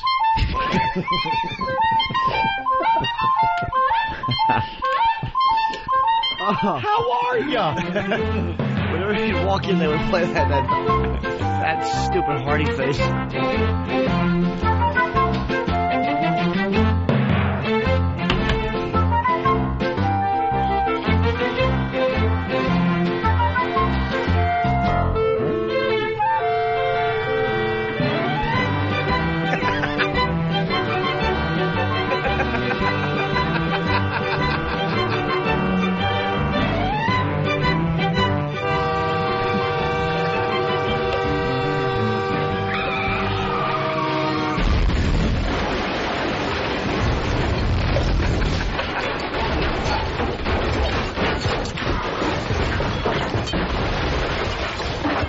Look out.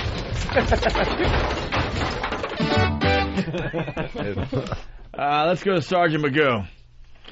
Time for Sergeant Magoo to shine. Sergeant Magoo, what's up? Good morning, boys. How's everybody doing? Hey, you guys did a great job at that homeless cribs. Thank you. The video doesn't even do it justice. You had to have been there in person. Can I ask you guys a very, very simple question?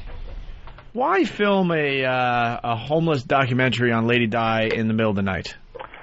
Because, during the day they kind of scatter and, they can't be seen around during the daytime. They're kind of going out. So you guys went there during the day? True. No, we went there at night. See, if you guys want to be good at this documentary stuff, you should have went during the day and then at night. During the day you get the scene, and then at night you get the real interviews, and then you're making it to something. Because I was frustrated by when I was watching the video, because you guys were shining light on stuff, but it was really tough to see. That's what I was about to say, yeah, because it doesn't do it justice. I mean, at night it's when they're there the most, because they're all drunk, of course. But during the day, they all scatter trying to find money, whatever they can do. And, that they even told us that she hasn't been around all day. And right as we were getting ready to leave, we were filming the last part, we were walking towards our cars, and then boom, she showed up. Yeah. Yeah, we got that audio. All right, hold on the line, Sergeant Magoo. We might have some questions for you. Yeah, at night, it's hard to get homeless people in the daytime. No, I understand, but at least go there during the day, because I want to see, what it looks like. Oh, the living conditions. Yeah. Okay, and then it's taken to the interviews at night or whatever. Right later that day. Yeah. All right. Sorry, we just keep looking at this goddamn poor bastard in Vegas getting his ass beat by a gang of black guys. They weren't all black, I don't think, though. No? It's nice to see white and black people work together to beat up a poor fucking security guy at a Vegas casino. Like, but he's definitely... life isn't bad enough. Like, this guy's life isn't bad enough. Look, the sucker punch. Oh, man. Whoa, black people are the best sucker punchers ever. And now a little kicking. Not one racial mention, though. Yeah. I mean, in the news. Of course some not. Stomping, a little beating with a belt. They're stomping the guy's head. Now, why are they doing it? Just for fun? Is that him? Oh, it's a cop. Okay. What happens in Vegas stays in Vegas. There you go. Broken jaw. Just a gang of hoods. I'd love to know, why is there no racial mention? Why? Those chicks getting in on it? Yeah, just the whole culture. This guy, look at this. Oh, my God. Look at this. Animals. Why is the racial angle not mentioned? It just annoys me. White guy just sitting there in his stupid little golf cart, security golf cart. Well, is he a white guy? I can't see him. He's a white guy in the golf cart, yeah. He's a bloody white guy. Wearing a little security uniform. They're stomping him. They stole his cell phone and his radio. And he's still moving. He gets up, though. He's like Rocky Balboa. Yeah, he's... Come on, Creed. Here they go. Don't want no hair's been missing in my corner. Whoa. And he gets up and staggers back. He's a tough dude, broken jaw. Looks around. Ugh. And cars just drive by. And look at these guys who drive by like, hey, I don't know. I'm looking for the fucking blackjack table. Yeah, thank God that's over with. I got a golf cart. Yeah. But what was the motive there? That wasn't robbery. Like, apparently it wasn't a hate crime in New York. Because the motive was robbery. Here's what happened. Get Whitey. That group of young thugs walked past his golf cart. One of them reached in and took his radio out of the car. And he said something. Must have been like, excuse me, sir, could you please give back my radio? Why are you taking my radio? Why are you taking my radio? Like, you have to say something when they take your radio. That's mine. And then, they decided to punch the shit out of him. Yeah, that's how it works. Well, this is the beauty of this. That's how you get respect. This is the beauty of the show. We could go right to Vegas and see how they're handling this story. Chris, what's up? Hey, what's up, boys? Hey. Yeah, you may not be getting the racial angle there, but here it's left, right, and center. It's all they can talk about. Good. The best part, though, was the lady on the TV last night going, we'll keep showing you this video until we can identify these people. And then they just show it over and over. I think they showed it probably about 4 or 5 times in a row. And can I point out why the media is doing that? They don't give a shit if they ever catch these guys. It's great video. It's great TV. Yeah. And, that's how they're justifying playing it a million times, because we're trying to do good with our news program. People love seeing people get beat up on TV. It's a great clip for them. Watch it out, boys. Later. All right. I thought because he was in a golf cart and they were all out of work caddies and they were pissed at him. Oh, these goddamn golf carts. Well, what do you expect? A bunch of golfers. So is he allowed to join the gang now? He's been beat in, right? You got to be beat in. You got beat in, all right. It's the girls are hitting them. They're just... Well, again, I wouldn't mind it. Equality, man. Okay. Poor bastard. It's the 90s. Yeah. No racial mention. If there was a gang of white kids coming we out of don't the movie, know, Jimmy, because we don't have the TV on. No, I It know. was blacks and but you're just light-skinned assuming, blacks right? working together. Yeah, you're assuming, and you're probably just from right. what I've read online. You're probably right. Just what I've read. Yeah. Let's go to the second clip. It's Lady Di Homeless Cribs from General Bam and Sergeant Magoo. FullBlownAIDS.com has the entire video. Here's the second clip. Interview with a guy who has slept with Lady Di. Ends with the arrival of Lady Di. You've had sex with Lady Di? Yeah. Because she woke up one day with her pants down her ankles and a ponytail. No, she didn't even remember those. The only one.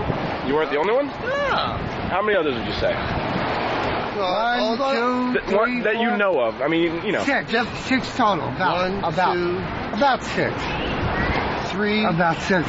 Lady Di is going to kill us. Three I know of for sure. 3 you know of for sure? Yeah. And then there's I know six. You know 6 for sure? She knows. I know six. He tells her more. I know more. Did you use a condom or? Yeah. She got dried and wet. She got dried and wet and wet. So you would say it was good, better than good, or outrageous? Oh, great. You would say we broke the bed. You broke the bed? We broke the bed. What do you mean? Wait. What the fuck was that? That sounded like Lady Di. What, Lady Di? There she is. Lady There she is. Lady Di. Kill her! They're like, chase her down with pitchforks. Their pussy has arrived. Yeah, I know. Their chick. What happened? She's the only to girl her, there. man? I don't understand. Was she raped or it was consensual? She just woke up with her pants down. She's a mess. All right. She's a mess. Did the guy say, now, no protection? Did he say at one point it was a little dry? Yes. Did you call that? He was number 2. Said about it being dry then wet, dry then wet. Oh. She went through periods of enjoying it. Well, yeah. And then reality sunk in for that split second before she took another swig. Yeah. It's wet when she has to relieve herself. Probably. Jesus. Oh. Now, Rich, you've been at the bottom of the bottom of the barrel years ago. I thought you meant he was God. the bottom. I think he was also a bottom. But what was that? 20 years ago, right? Yeah. And you were at the bottom. Anything even close to this? Where she's lost her the most son. that ever fucked me were 4.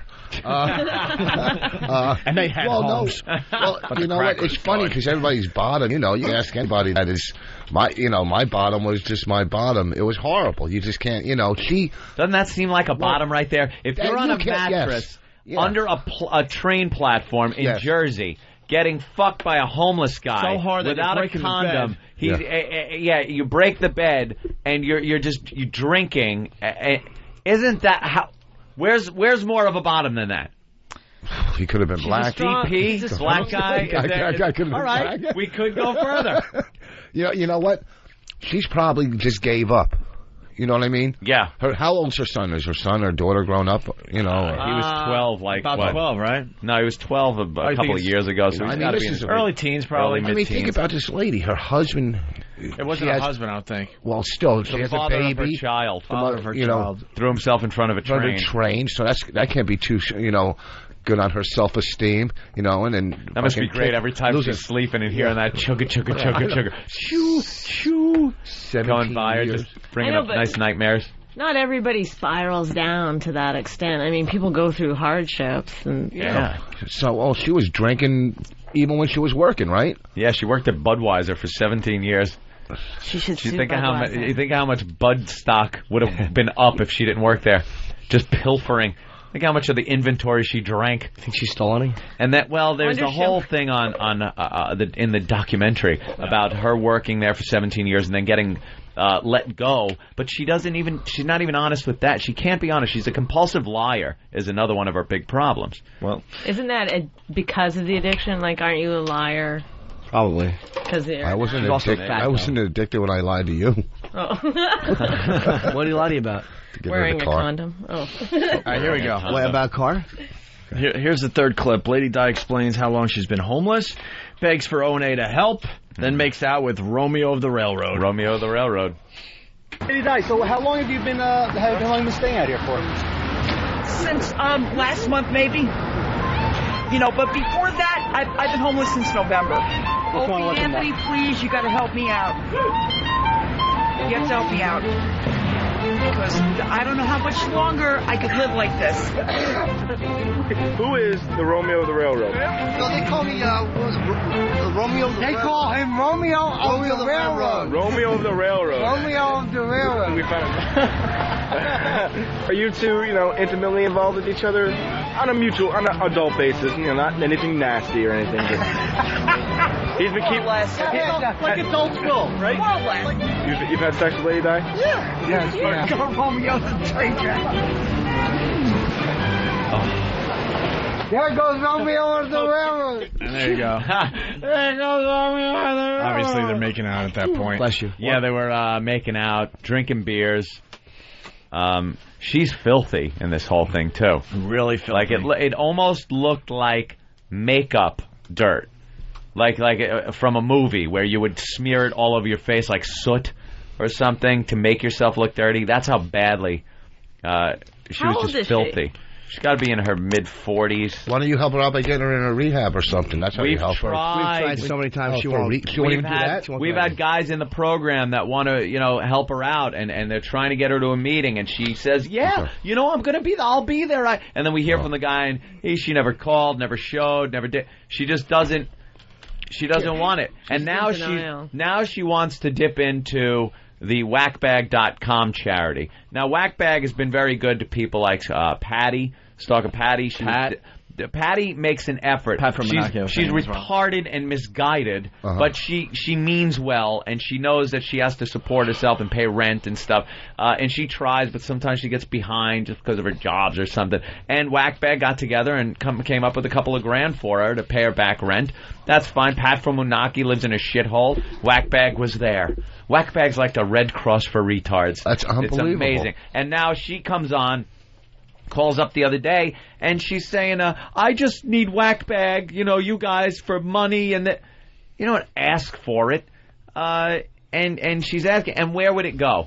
Where would it go? Both. She would drink it right down, drug. She'd get mugged. She'd be, fucked for it. Here's the guy that tried to help her, actually. Jim in Brooklyn. Jim? What's going on, guys? Hey. I turned around and saw the videos. I think it was Monday night they went up. Are you surprised? I'm not really surprised, but I got to agree with Opie. It kind of bothered me watching it, and I'm almost tempted to go look for a Friday night and see if I can't get her to go back in rehab. That rehab that Diana said she was in, that Marion said she was in. Wait, how long was she in rehab for? Huh? How long was she in for? Marion said she was in rehab for like no time, and then she just left. Well, you could go to almost any detox for 5 days. Yeah. For without insurance and stuff, right? I think that's what she said. I think she said she was there for 5 days. I don't have Marion's number anymore, so I can't call her and find out. There she is. She said that she was working at Dunkin' Donuts, and she wasn't making enough money there to pay her $1,000 a month rent. That she was. I think she said she was making $6.25 an hour. Yeah, she was making $6.25 an hour. She was clearing like a couple of $100 and change or something. You can get a roof over your head for a lot less than $1,000 a month. You get a roof over your head. Yeah. And then they asked her, well, then why did you quit Dunkin' Donuts? And she goes, I just didn't feel like going or something. It wasn't even. She didn't even have a reason for it. She just gave up. She pretty much. The woman has given up. Well, so you know how you could really help her and kill two birds. Maybe next year. Throw into the homeless shopping spree. Well, she will be a member of it if she is still alive. All right, Jim, thank you. Let's go to Roadkill. Roadkill.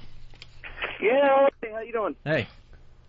Listen, I just wanted to tell you guys, if you guys even think, or the people from Whackbag even think about helping this piece of garbage out, in all honesty, you're going to have every piece of crap from coast to coast calling you guys for a dime. It's not even helping. If it was helping, it would be one thing. We know it would just be giving money to someone who's going to spend it on booze and or drugs. I think they should chip in and buy her things she has no use for, like a case of flip-flops.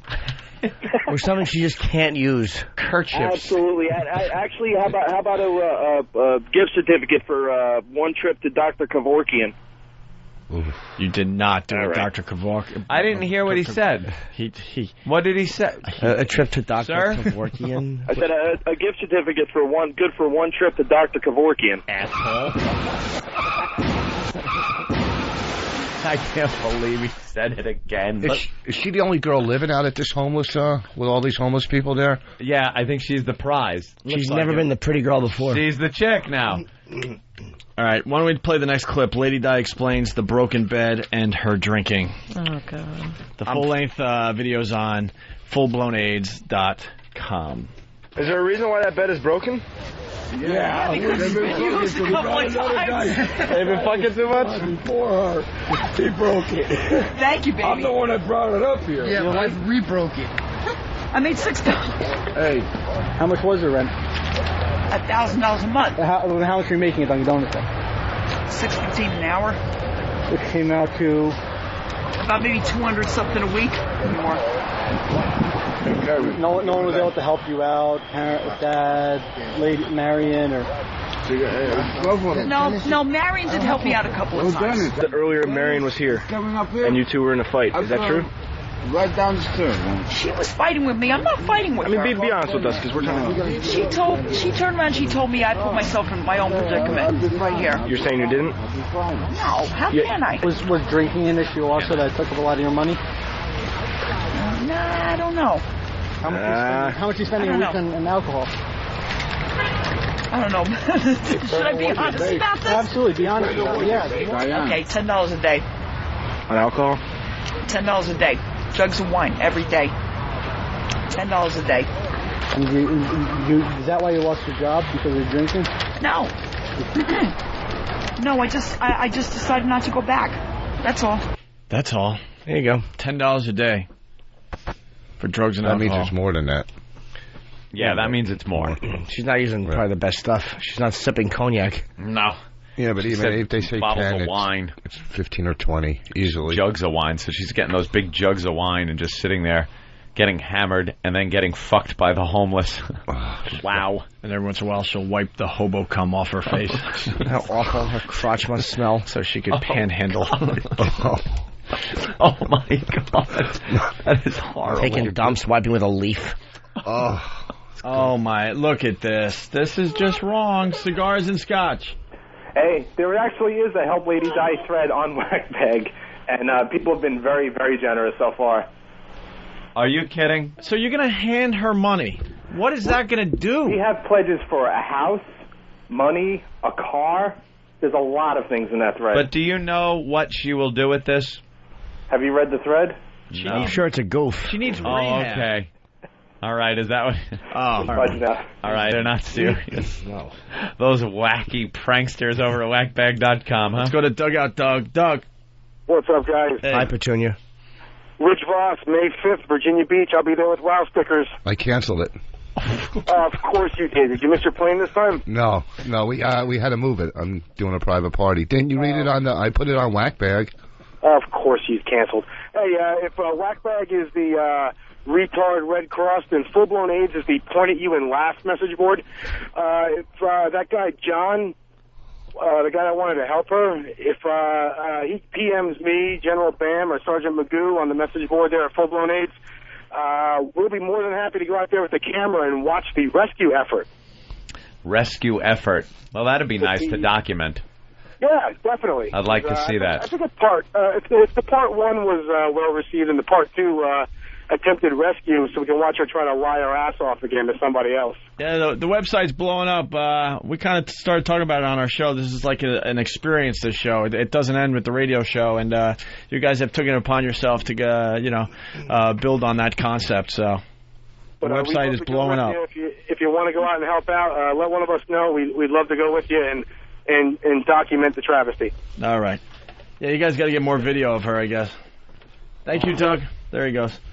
Here's the fifth. Wow, clip. did she look dirty? She looks like a chimney sweep. Is that a fucking clown nose on her? Jesus. Look at her. Is that dirt or is that like alcohol poisoning? Because the last time I saw her, she had a really, really she looks bad red awful. nose. She's preparing for the brown lesions. She's cute. and then here's the rest of the homeless guys, the vultures, that are just picking off her flesh at night. Do you think she's like a 10 in the hobo community? No. She's a 4 in the hobo community. She's a pussy in the hobo community. Yeah. She's a hot pocket. Yeah. Pocket. Ew. All right, here we go. The next clip. This is where Lady Di is making out with. We're watching video of her making out with a homeless guy, and as the homeless guy grabs her ample ass. You know what's sad is Norton's going to pull up tonight with sunglasses on. Yeah. Is Lady Di around? I got a jug of wine. Here we go. She explains Budweiser firing. How did you lose your job with Budweiser? Come on, be honest. Tell us the truth. That's a really soft issue right there. Soft. As a job, 17 years. I know, and it hurts that they fired you. Why? Let your story be known. Did you mess up? Because I had a back pain. I went to see the nurse, and when I went to see the nurse, they decided, instead of me seeing the nurse, they decided, okay, she's going to sue the place, and to just say bye-bye. That's it. That's the reason they fired you, How'd you clean yourself up? Do you have showers? You have... 2 days ago, I took a shower over my dad's house. Yeah. Yesterday, I took a shower. Not really a shower, but I washed up over a friend's house. Which he's not here right now. They talked to him on the phone yesterday. Frank. Okay. Are you romantically involved with Frank? No. Sexually involved? Well, you know what? Everyone is human. I don't know. Not you. I don't like her explanation for Budweiser. Yeah. My back hurts. You're fired. You're fired. Backache. Why I oughta. I heard stories. I don't know if they're true, but rumor had it that she did have some kind of back issue. Went to the company nurse or whatever they have over at those breweries, and they just smelled alcohol all over her. And out the door she went. Yeah, they probably don't take kindly to alcoholics at No, Budweiser. drinking at Budweiser, yeah. What circles do you hang with that you're hearing rumors about? I know. Actually, I heard from a very close friend of hers. I've been drinking. What? That's Budweiser. That's a soft issue, Hobo too. Underground Railroad. Soft issue. That's a soft issue. Let's talk about the 6 guys that banged me. Yeah. That was all right. I don't think anybody heard it. But her back's hurting now. 5 guys banging on railroad ties. Oh, That'll leave a kink in your back or two. How old is her son, did you say? Mid-teens, probably. And what's he? Something wasn't quite right about him either. But we don't know. Fetal alcohol We don't syndrome? know it. You know something? Now that might make sense. He was a little off. We met him? Yeah, remember she brought him in one day? Does he have wide-set eyes and a... Yeah. Yeah, There was something. fetal The alcohol. kid, he seemed... Was he the guy that was eating the glue? Kind of retarded. I don't know. We put him in a corner. He ate some paste. He giggled. He left. Well, fetal alcohol, what happens is it's holes in the brain, so you don't know how it's going to manifest itself really later on in life. How do you know this? My sister's head of fetal alcohol syndrome charity in Canada. That's terrific. That's terrific. It's funny, she thinks everyone has fetal alcohol syndrome now. Like, you know what I mean? She's around it too much. Now she just calls it fetal syndrome. She told me, in all seriousness, that she thinks that George W. has fetal alcohol syndrome. Oh, really? I said, you should put him on your website. Did she ever examine, your other half. He said tortillas? Look at that brain. Let's take a look at his history. How many drinks does she say? That's just stupid. It's totally different. How many drinks does she say does it? They don't know. That's why they think. They just don't know. They just don't know. How come some of the most brilliant minds in our world ever were born and did these great things before we ever knew? Yeah. And people, women were drinking like crazy. All of a sudden, pops out an Alvin Einstein. Well, because not every baby that the mother drank has fetal alcohol. It's just a crapshoot. And maybe that alcoholism develops later. But what about the holes in the brain? That's what I'm saying. Think how smart Einstein would have been if his mother didn't drink.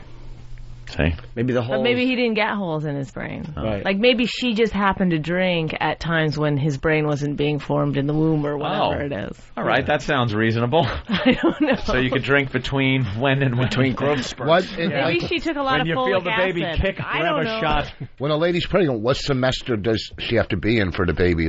It's happen? Wow. Trimesters. Did you please tell me? I know. I was shocked at hearing that. Was to be ironic. No. He was being funny. No, he wasn't.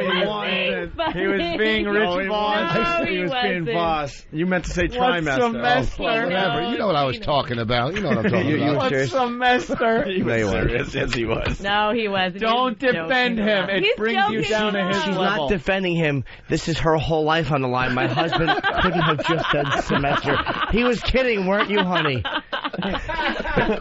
An alcoholic chick is more articulate than he is. You guys want to hear the next Lady Di clip? Of course. Can I pee while you play it? I have to go badly. I can't wait. You can play it. You're such a baby. Dude, my bladder. I can't do it. I have bladder. I was diagnosed. With what? Bladder infection? No. Put a Breathe Right strip on your dick. I was gonna just seal it right over the tip. What were you diagnosed with? I want to know. Cuteness. And there's no cure. And it really makes you pee. It's chronic tea. Okay, go urinate. Here we go. The next Lady Di clip. Lady Di says she just wants support, and then she proceeds to chug a beer with her pals. A lot of people would say, and a lot of jokes would go around, that you're a waste of life. You don't do anything. You're homeless now. You're drunk. That is not you're true. Worthless. They'd say that there's absolutely no point to your life anymore. You've done nothing with it. Your son's living with your parents. You can't even take care of your kid anymore. The only thing I can say is, I need help. That's that. What do you want from the people? What I just want their support. Yeah. All right. Wow. I just want their support. And then by that, start chugging a beer. She means money. Yeah, and she's chugging. Chugging a beer, yeah. Chugging and making out with homeless people. All right, then the guys got her to do some panhandling outside the Pathmark or the Dunkin' Donuts. I get shit for that every time, and no one can take a joke. Yes, Justin? Hey, how's it going, guys? Hi, how are you? What's on your mind? I'm wondering who the hell is Alvin Einstein? The guy with the theory of relativity. Alvin? Alvin Einstein. Ah, that's brilliant. Have you been checked for fetal alcohol syndrome? What's the problem, sir? I'm sorry. You don't know your geniuses through history? I've heard of a guy named Albert. I think Alvin was his little brother. And Albert? Some chipmunk Who was that? I don't know. It's Alvin Einstein. It always has been. I see. I've used that same stupid joke 8,000 times, and some idiot will always call me out on, dude, it's Albert, not Alvin. Don't you get the irony? You're talking genius, and I get the name wrong. Oh. Asshole. I didn't even know you got the name wrong. I wasn't even paying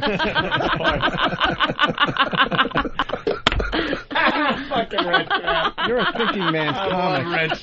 You're a thinking man's comic. I try. You make the people think a little bit to get their laughs. Very little. All right, here we go. Lady Di begs for change outside Dunkin' Donuts or Pathmark, what have you. Here we go. I want to get some. Thank you. Hi, hon. Can you spare any change, please? I'm homeless. Any change? What are you trying to get? Something to eat? Something to drink? What are you trying to get? Something to eat or something to drink? Just change. What are you trying to get? Something to eat or something to drink? Baby Di, go get whatever you need. Thank you, baby doll. Have a good one. You too much. So she's standing out in front of a convenience store, panhandling, acting it up. What do you? And the guy was like, you know, what is it? Something to drink, something to eat? Because he was going to buy it for her?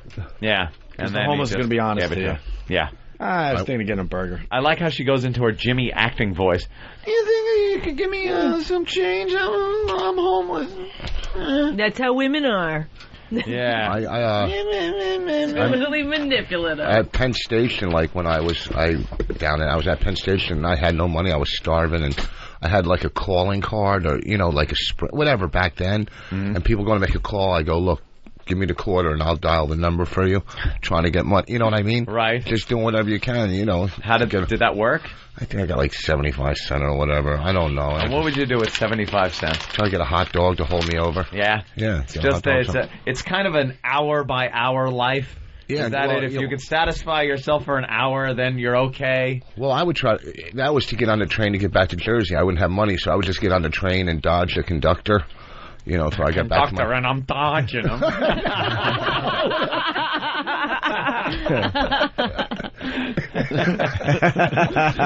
That must look like some kind of fucking video game.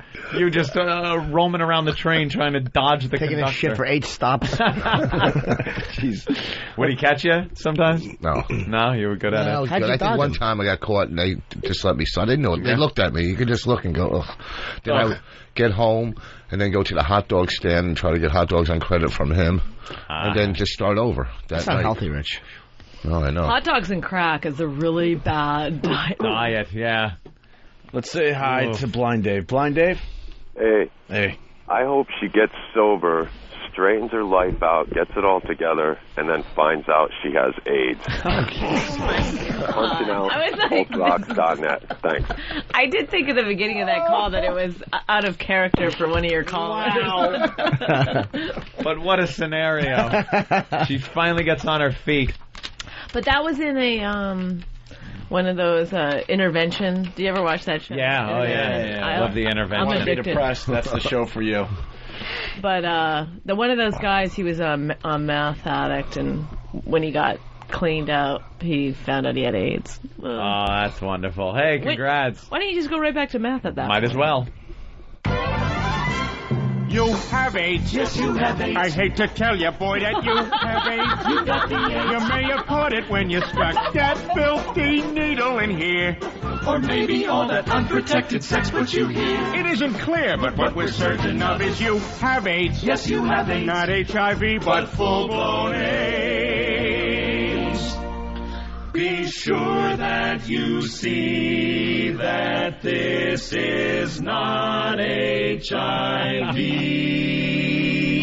but full-blown AIDS. Not HIV, but really full-blown AIDS. I'm sorry, I wish it was something less serious. But it's AIDS. You've got the AIDS. What is that from? It's Family Guy. Family Guy. They actually play that on television. Yeah. Cool. On, Fox? Wow. That is great. All right, we got the last Lady Di clip. The full version's on fullblownaids.com. Yeah. Lady Di says the cops scare her, and then she got mugged. They scare the fuck out of me. Who does? The cops. Why? Because that's what they do. They scare the have the hell out cops of me. hurt you? No. Have the cops mugged you on the railroad tracks? No. Who has them? Somebody else. The guy who's supposedly your friend? Yeah. Please help me out. I got to get out of these streets. I have to get out of these streets. That's all there is to it. Bye. Have a great night. Oh, we're sorry. Yeah. So sorry. Should we play Press Your Luck? Do you think she has and decide satellite radio? Should we play Press Your Luck? Press Your Luck? She got the whammy, though. Yeah. Yeah.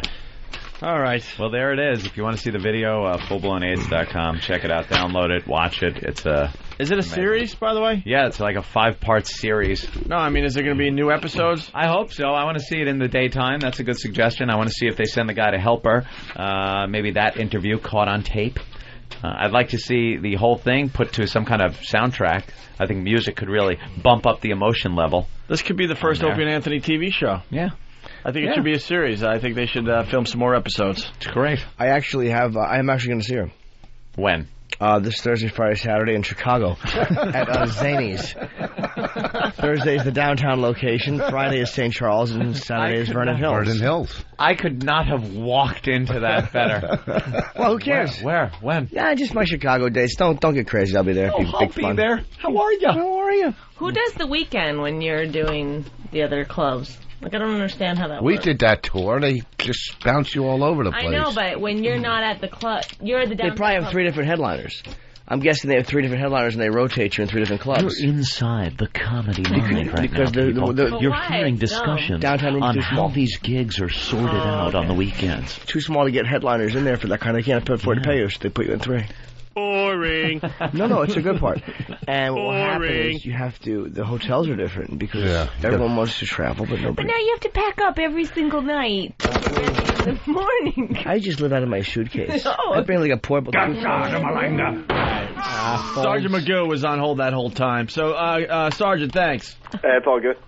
Are you guys going to do more episodes? We definitely are. We've already got stuff planned and dates planned, and we're going to be getting some more people down there to make the next one even that much better. You guys should get like a cheerleading squad to give her a nice cheer that she could do it. Oh, my God. Get a high school cheerleading squad. Maybe play that Met song. With pom-poms. Oh. The funny thing is when we went down there to do it, you know, it was nighttime, and a lot of the guys were drunk, and they thought we were cops. As we're going around, so we're offering the guys money to talk to us and to, you know, not kill us. And we didn't give Lady Di a dime. And all the money they had, as soon as we were done, they went and bought beer with it. That's all they spent the money on. Of course. Yeah. What else are they going to But do? if you're an alcoholic, why beer? It seems like such a dumb...